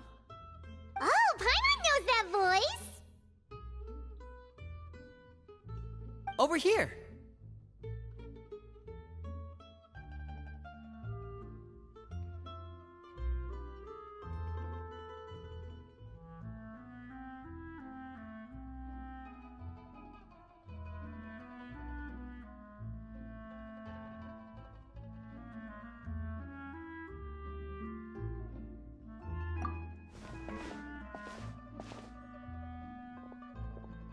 To borrow one of the more popular turns of phrase at the moment, this appears to be quite the fated reunion. Running into you two out of the blue like this has really made my day. I certainly wasn't expecting it. You can say that again. What brings you to Poisson? Wait, Paimon's got it! You must be here for one of your magic shows, right? Actually, we've run into a bit of trouble on the home front, so Father arranged for us to stay in Poisson for the time being. Oh, are Lynette and Fremine here too? Yep, along with most of the other members of the House of the Hearth. You may have noticed Poisson seems a bit more crowded than usual. So you're saying nearly the entire organization has moved to Poisson? Sounds like you've run into way more than just a bit of trouble. What's really going on? Well... Since the two of you are so curious, perhaps I can fill in the gaps. You scared Paimon half to death!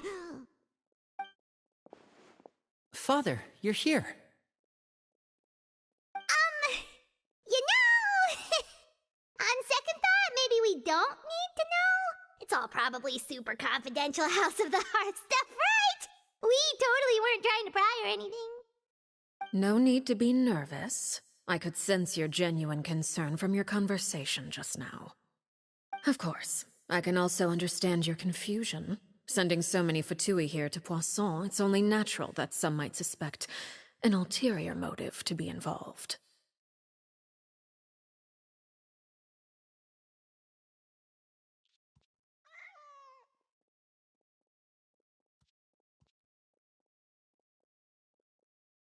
I understand.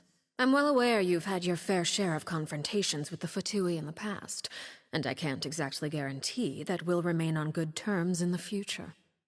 As for right now, however, I would say we have little reason to be at odds, wouldn't you agree? The House of the Hearth could stand to be more open with those who have worked so closely with us in the past. As for the issue at hand, well, it hardly relates to any ulterior motive. To be frank, it all stems from a certain rumor circulating around the House of the Hearth. It's an internal matter. What sort of rumor? A rumor that a certain phantom child is hiding away in the House of the Hearth.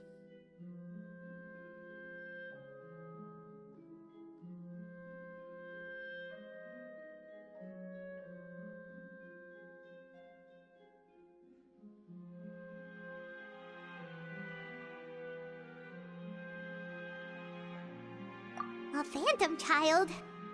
Ooh, just hearing the name is giving Paimon the creeps. A spirit that should have long ceased to exist is lurking in the shadows of the House of the Hearth. So I decided to bring the children to Poisson before continuing to investigate the situation. I expect I should be able to track down the spirit fairly quickly. After that, it's just a matter of resolving the situation, if you will. It shouldn't be much trouble at all. If you're curious, or if you still have some concerns, it might be advisable to stick around for a few days. I'm sure the children would be exceedingly pleased to welcome some visitors. Lenny, I'll leave you to entertain our guests. I have some matters to attend to. Of course, Father.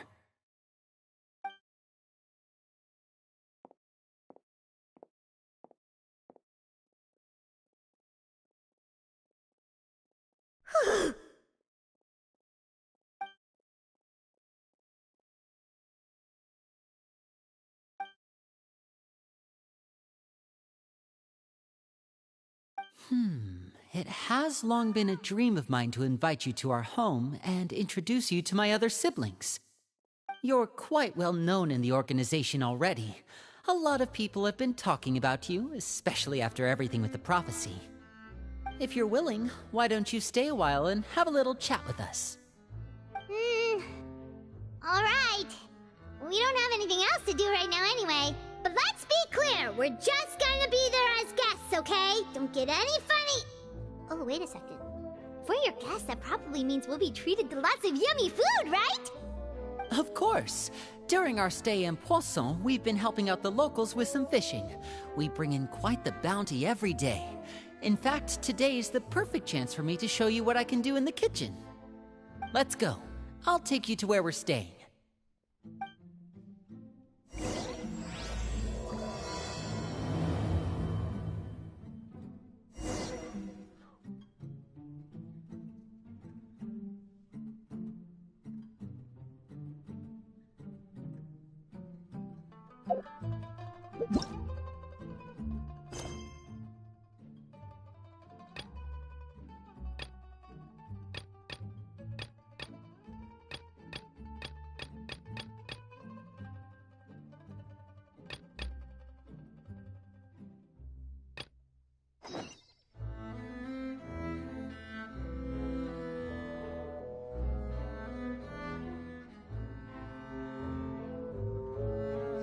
Watch where you're going.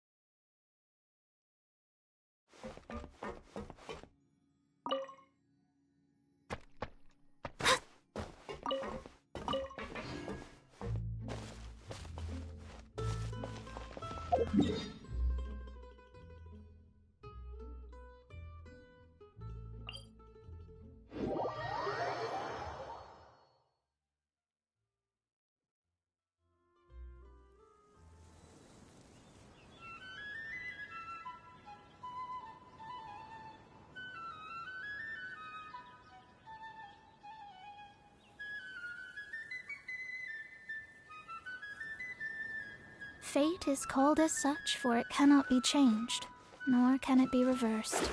It can only but be accepted.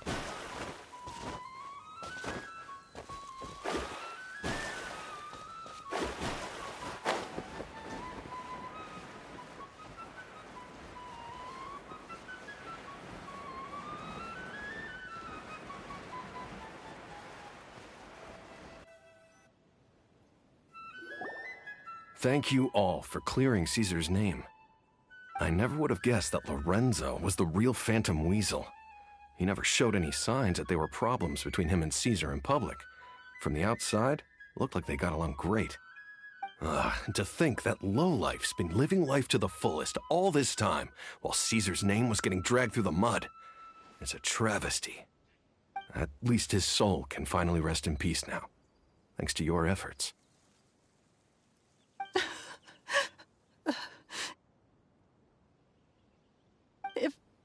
If only I'd realized before it was too late.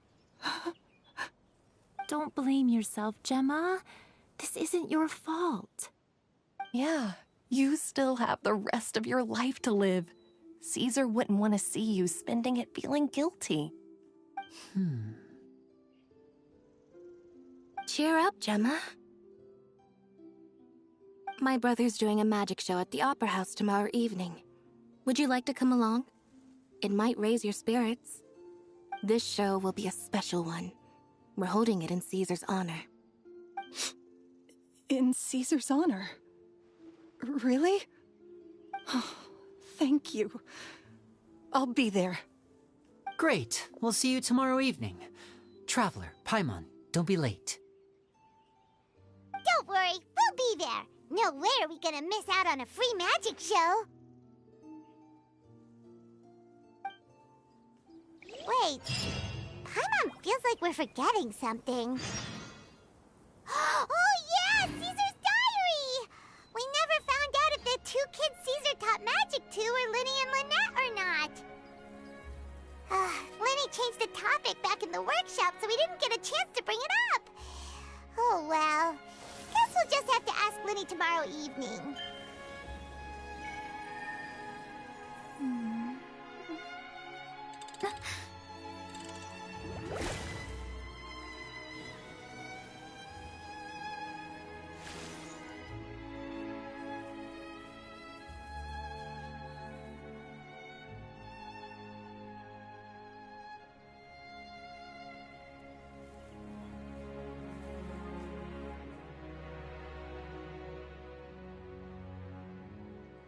Astrologers must rid themselves of material desires. Only by ridding oneself of clutter can one see the true world around them.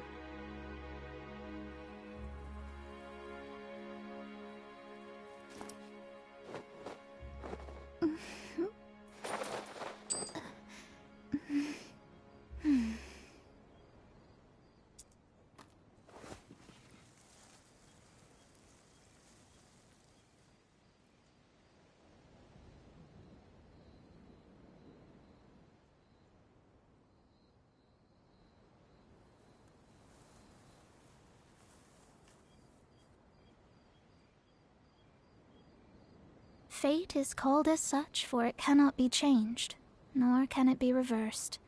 It can only but be accepted.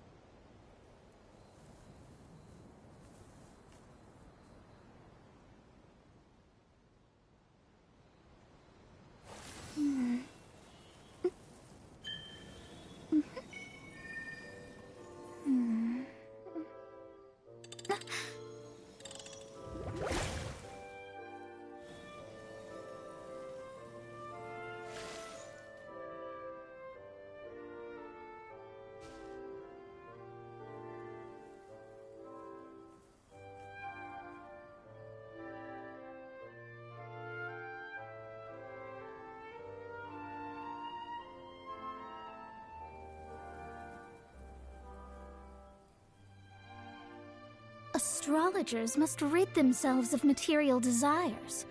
Only by ridding oneself of clutter can one see the true world around them.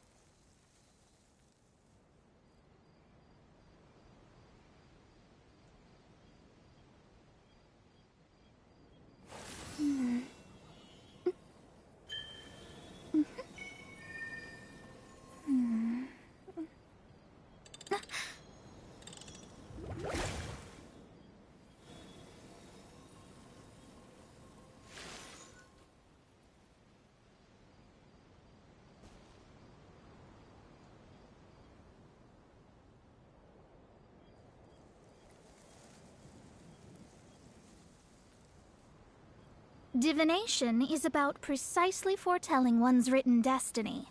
Over-embellishing that fate only leads to misconception.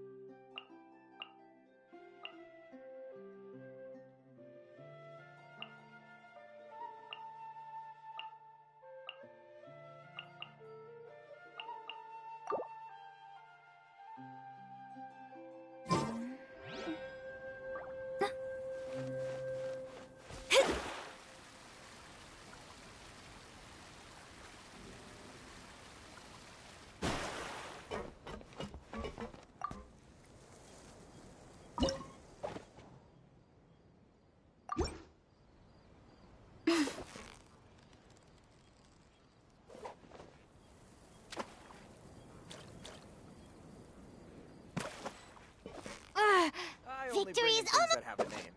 Whew, that was a tough fight.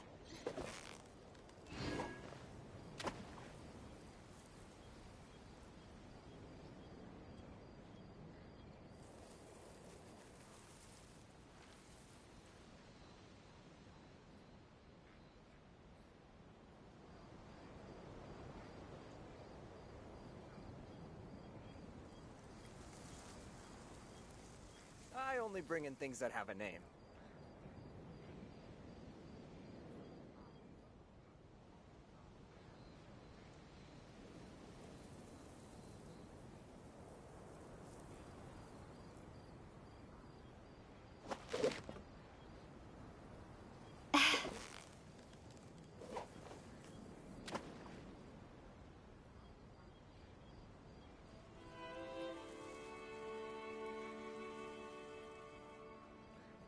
only bring in things that have a name.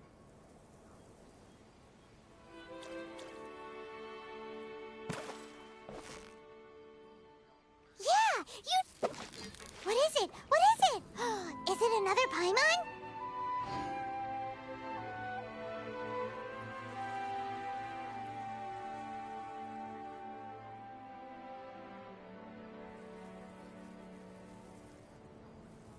I only bring in things that have a name.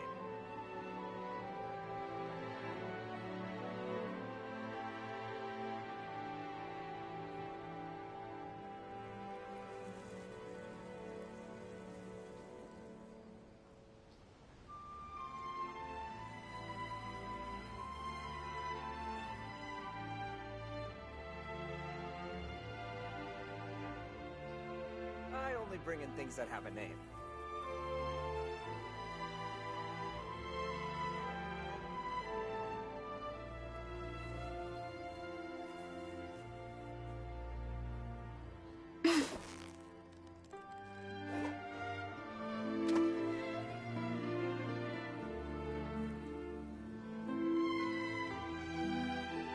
I only bring in things that have a name.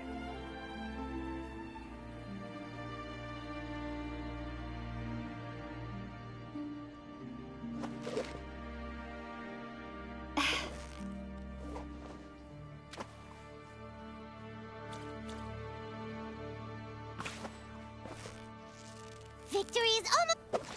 What is it? What is it? Is it another Paimon?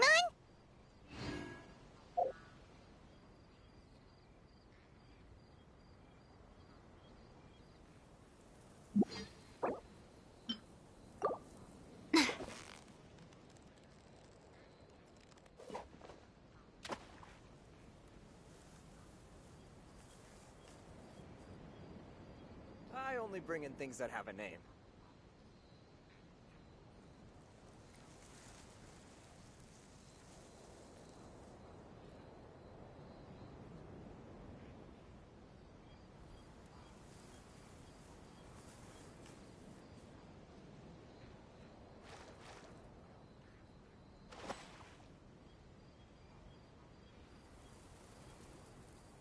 I only bring in things that have a name.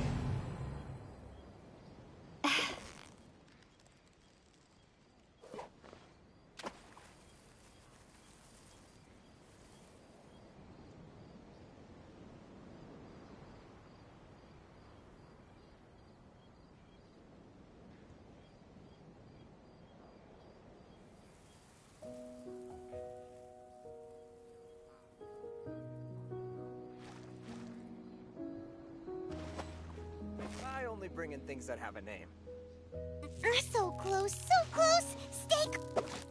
Wow, Paimon's stomach is rumbling already!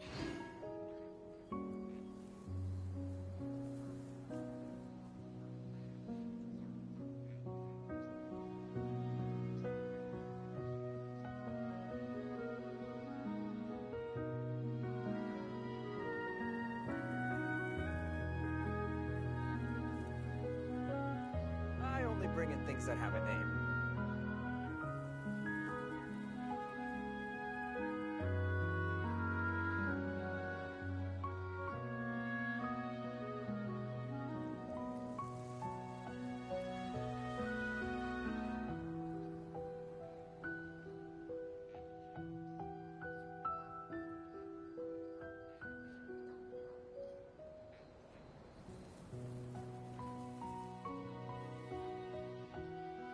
I only bring in things that have a name.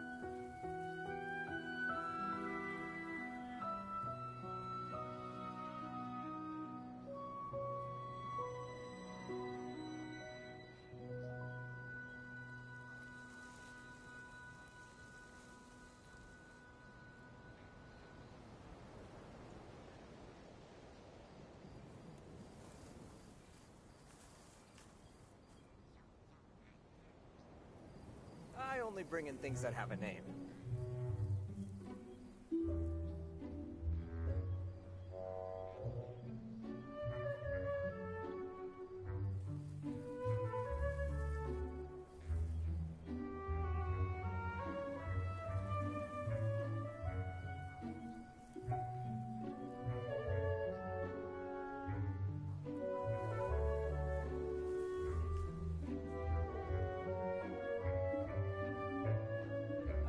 bring in things that have a name.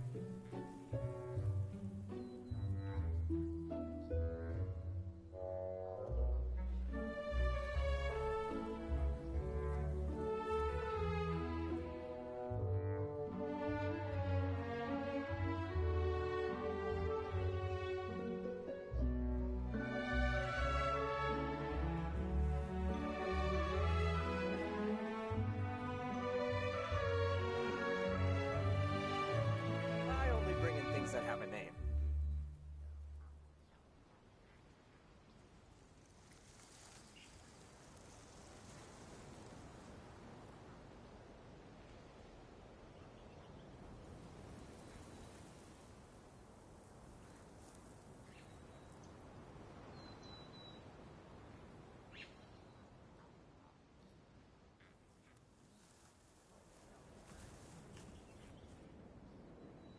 I only bring in things that have a name.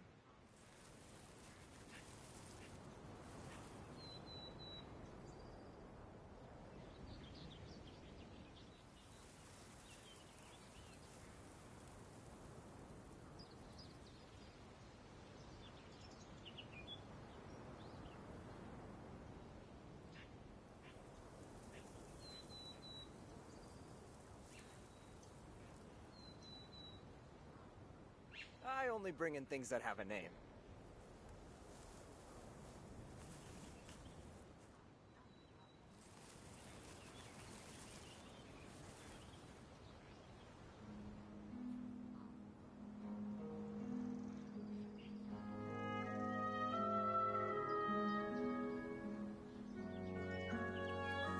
I only bring in things that have a name.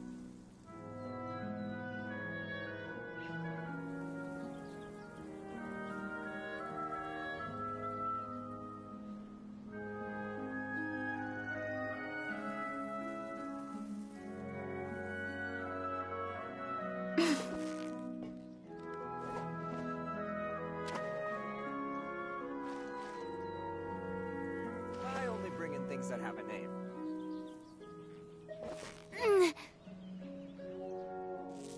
Victory is almost ours! Whoa! Nice catch!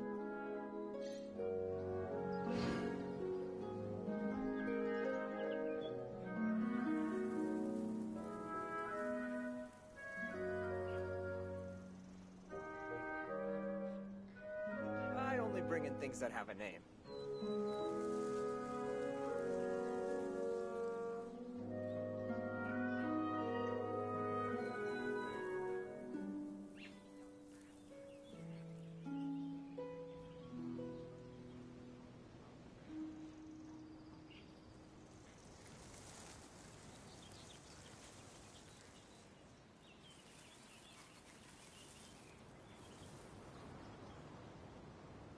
I only bring in things that have a name.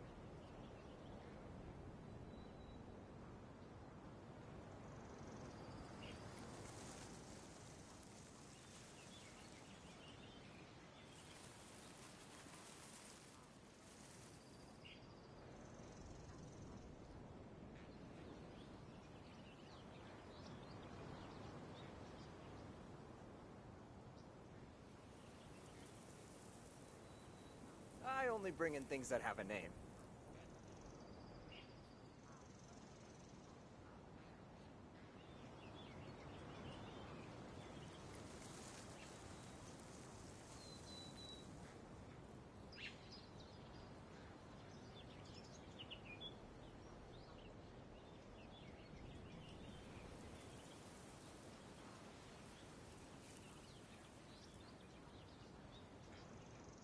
I only bring in things that have a name.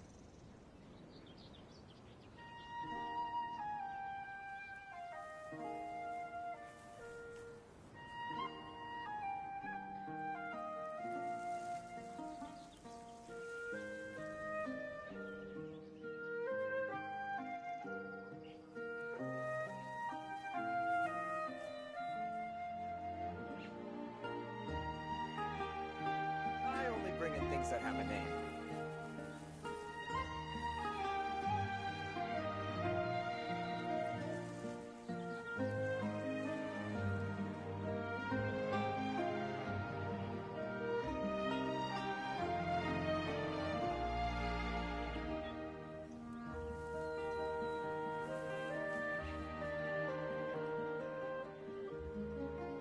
bring in things that have a name.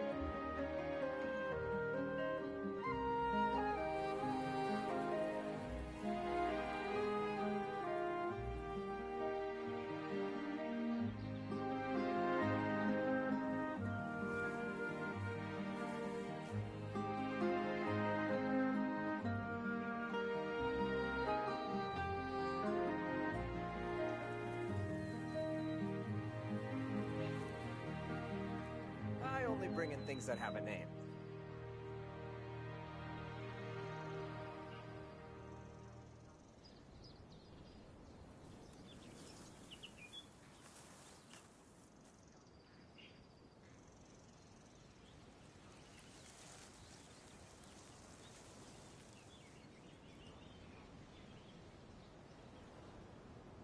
I only bring in things that have a name.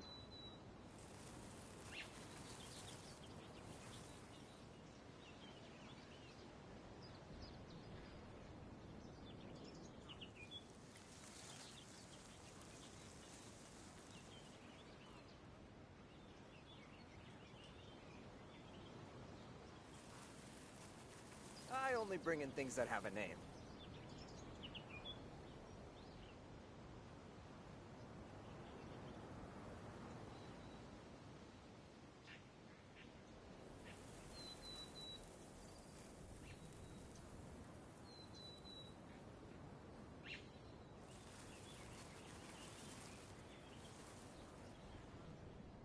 I only bring in things that have a name.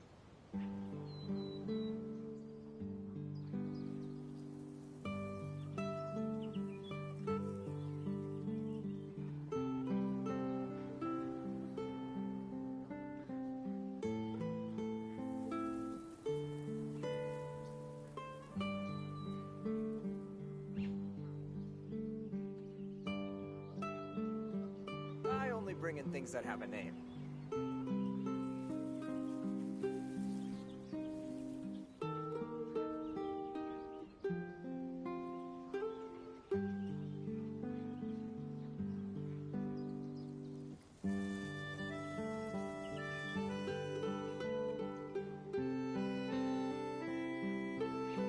I only bring in things that have a name.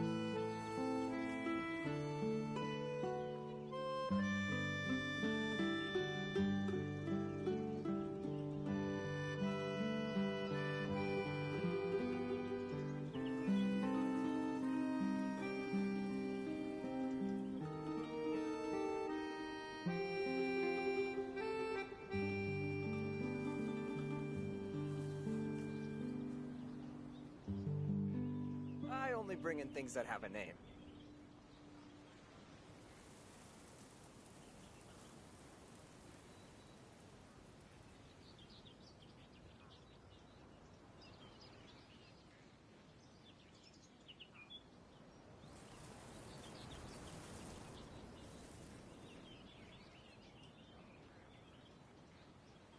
I only bring in things that have a name.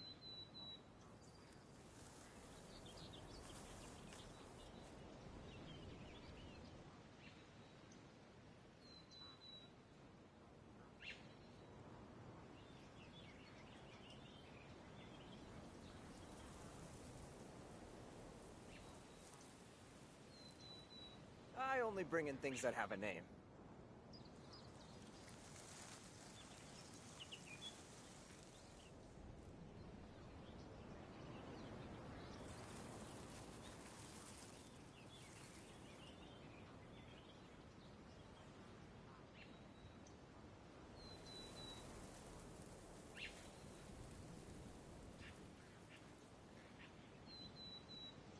I only bring in things that have a name.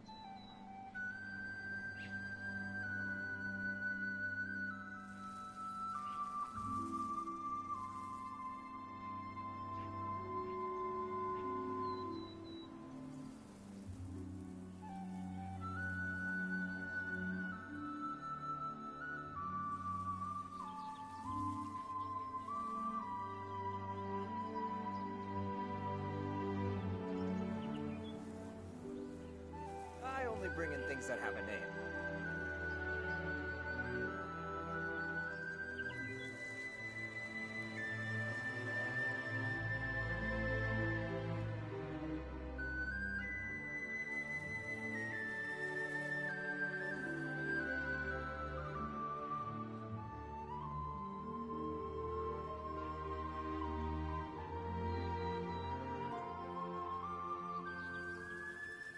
only bring in things that have a name.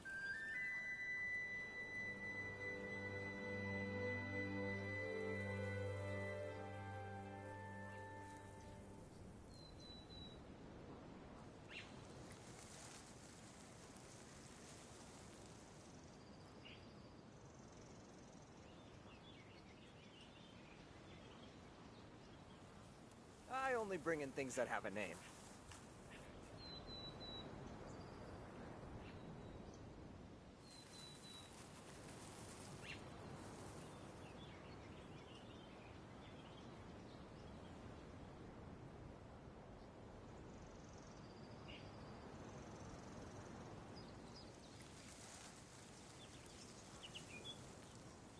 I only bring in things that have a name.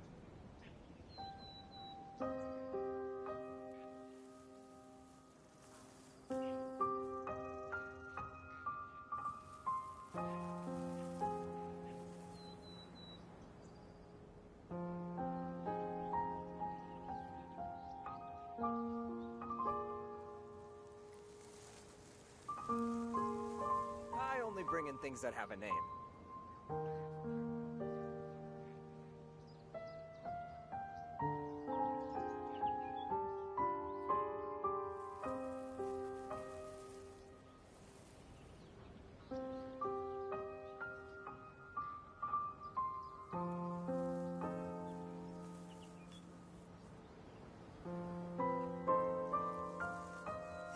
I only bring in things that have a name.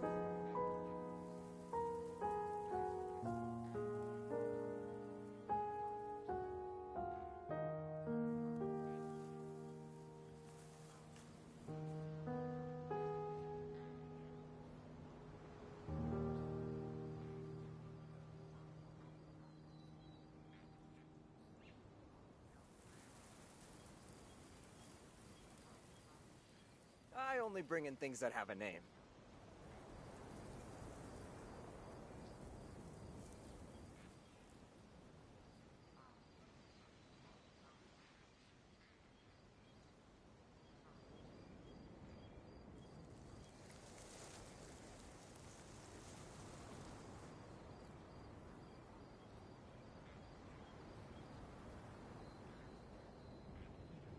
I only bring in things that have a name.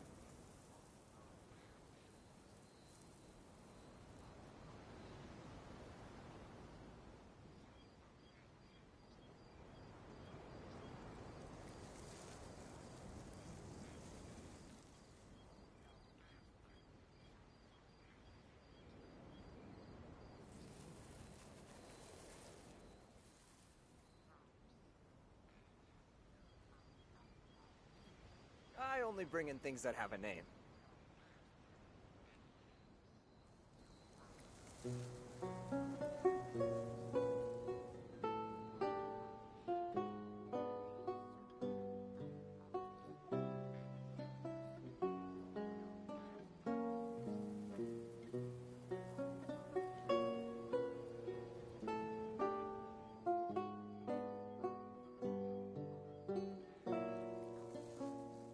I only bring in things that have a name.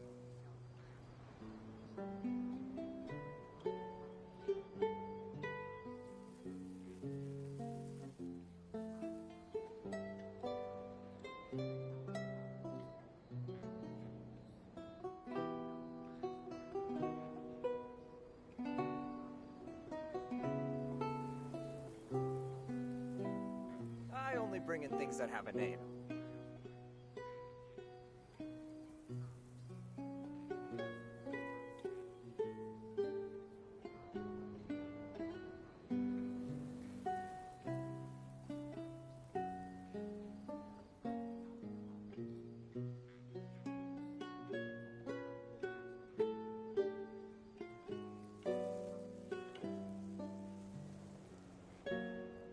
I only bring in things that have a name.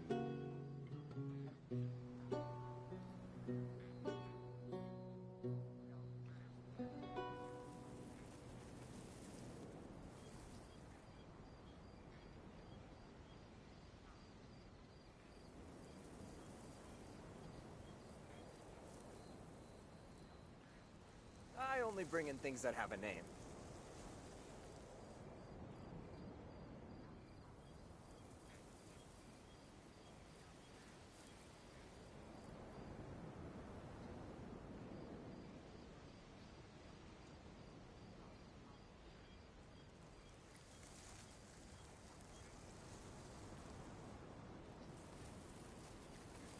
only bring in things that have a name.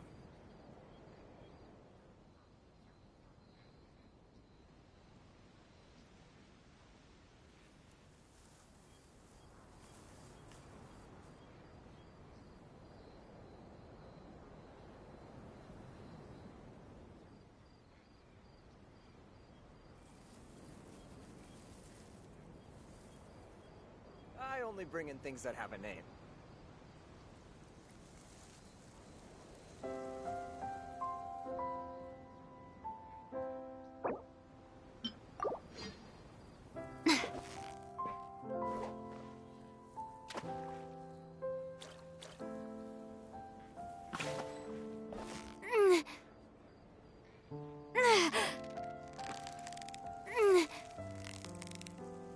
I only bring in things that have a name. Steady now! It's the final stretch!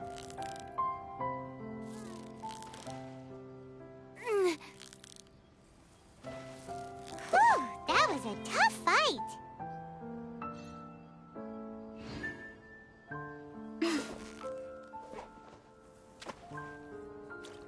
I only bring in things that have a name.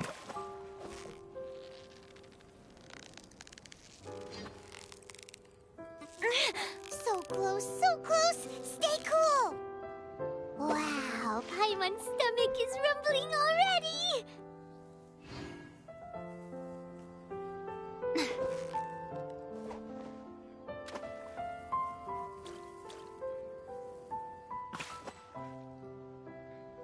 I only bring in things that have a name.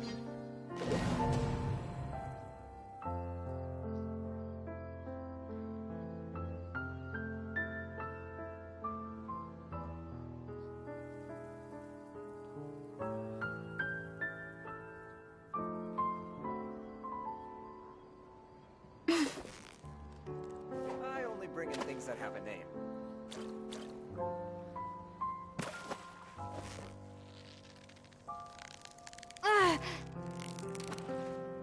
Steady now! It's the final stretch! Whoa! Nice catch!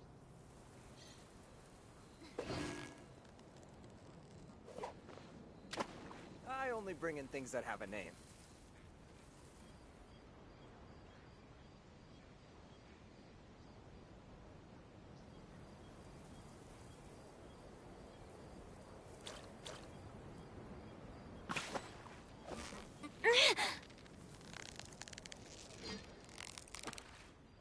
So close, so close! Stay I cool! only bring in things that have a name. What is it? What is it?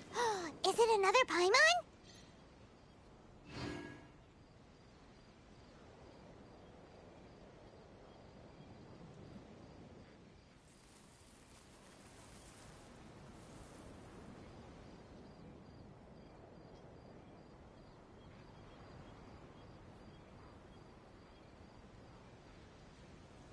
I only bring in things that have a name.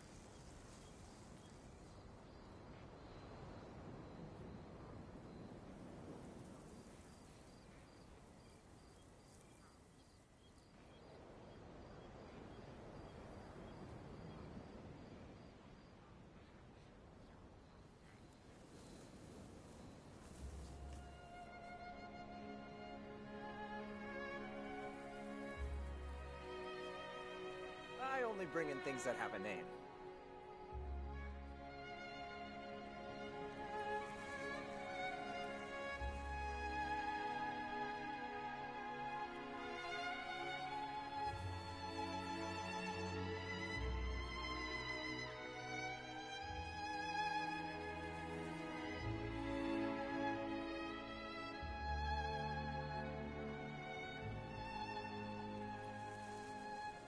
I only bring in things that have a name.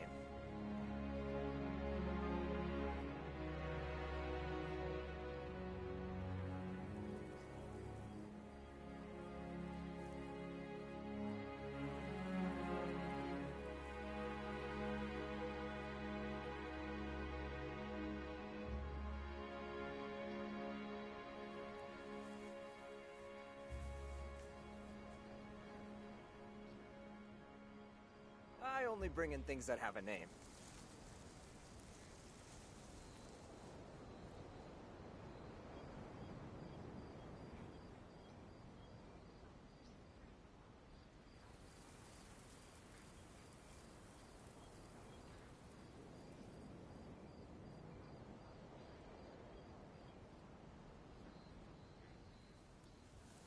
only bring in things that have a name.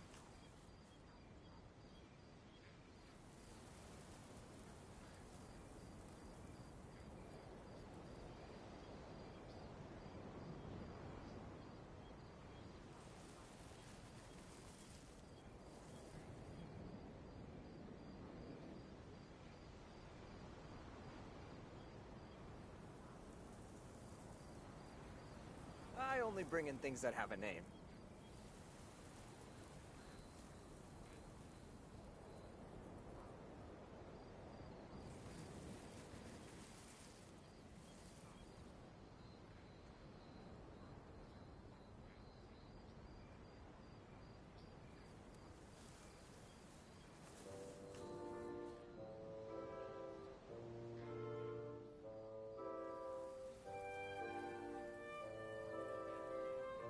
I only bring in things that have a name.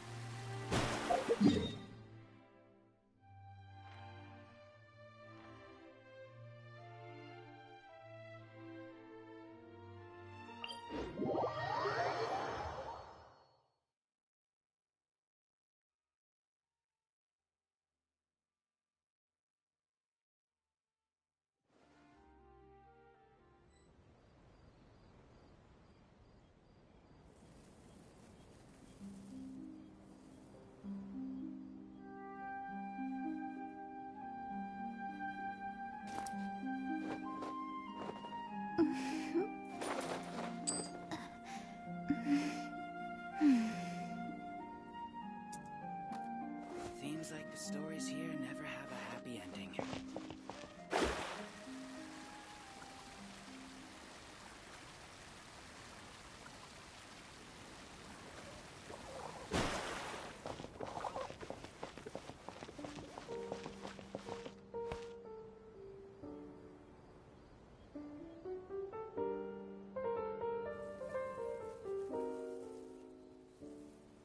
I think the next one's a trial.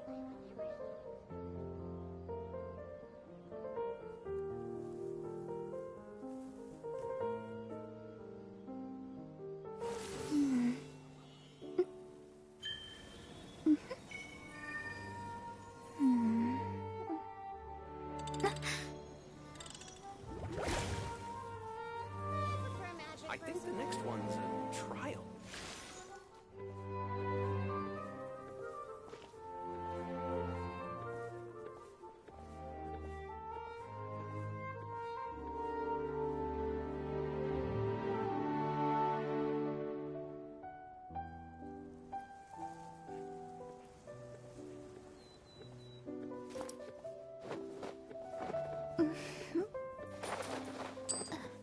That's all for a magic person, but I just want our child to grow up safe. I think the next one's a trial. O Hydro Archon, bless our child with health and wisdom.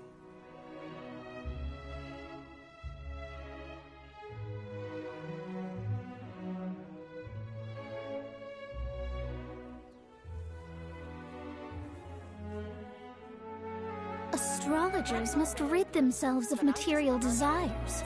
Only by ridding oneself of clutter can one see the true world around them.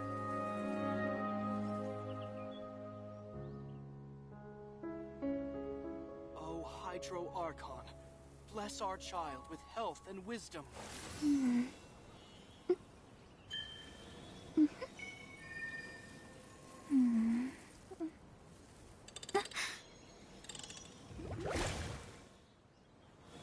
That's all well and good. I think the but next I just one's want a our child to grow trial. up safe and sound.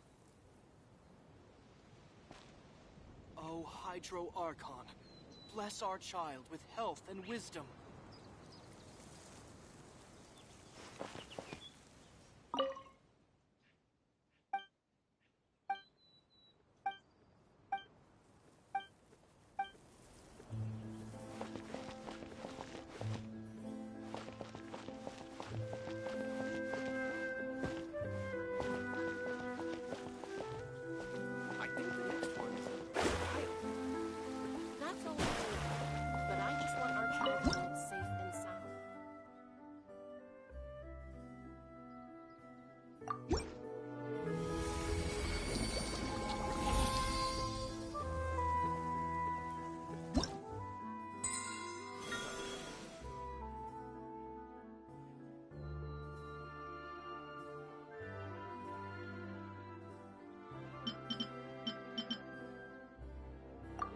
Divination is about precisely foretelling one's written destiny.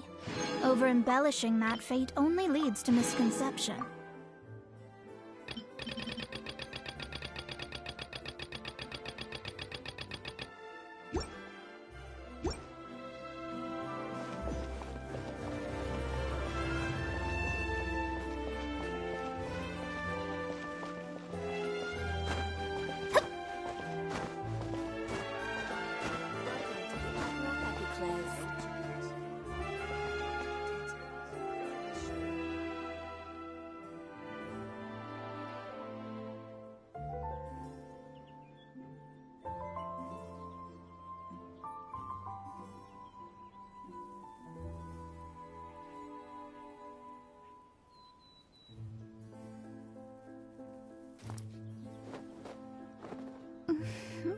Welcome to the Opera Epiclese. No two cases are alike. The details guide the story.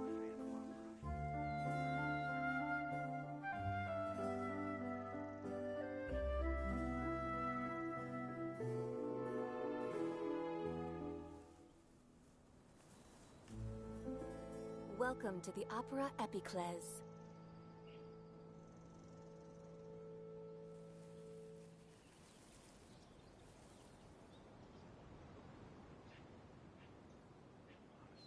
No two cases are alike. The details guide the story.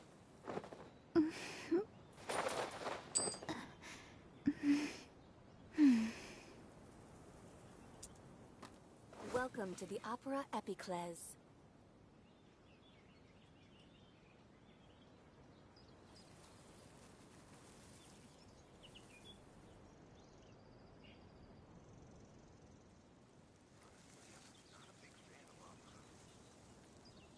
Astrologers must rid themselves of material desires. Only by ridding oneself of clutter can one see the true world around them.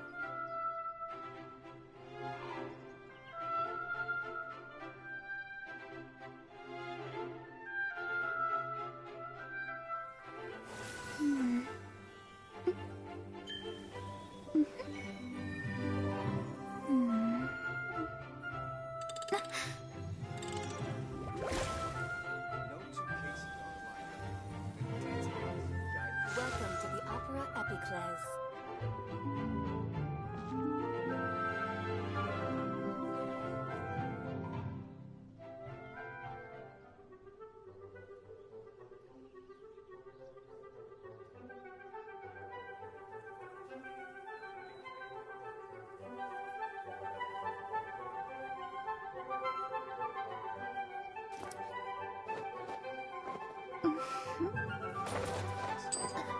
Welcome to the Opera Epiclese.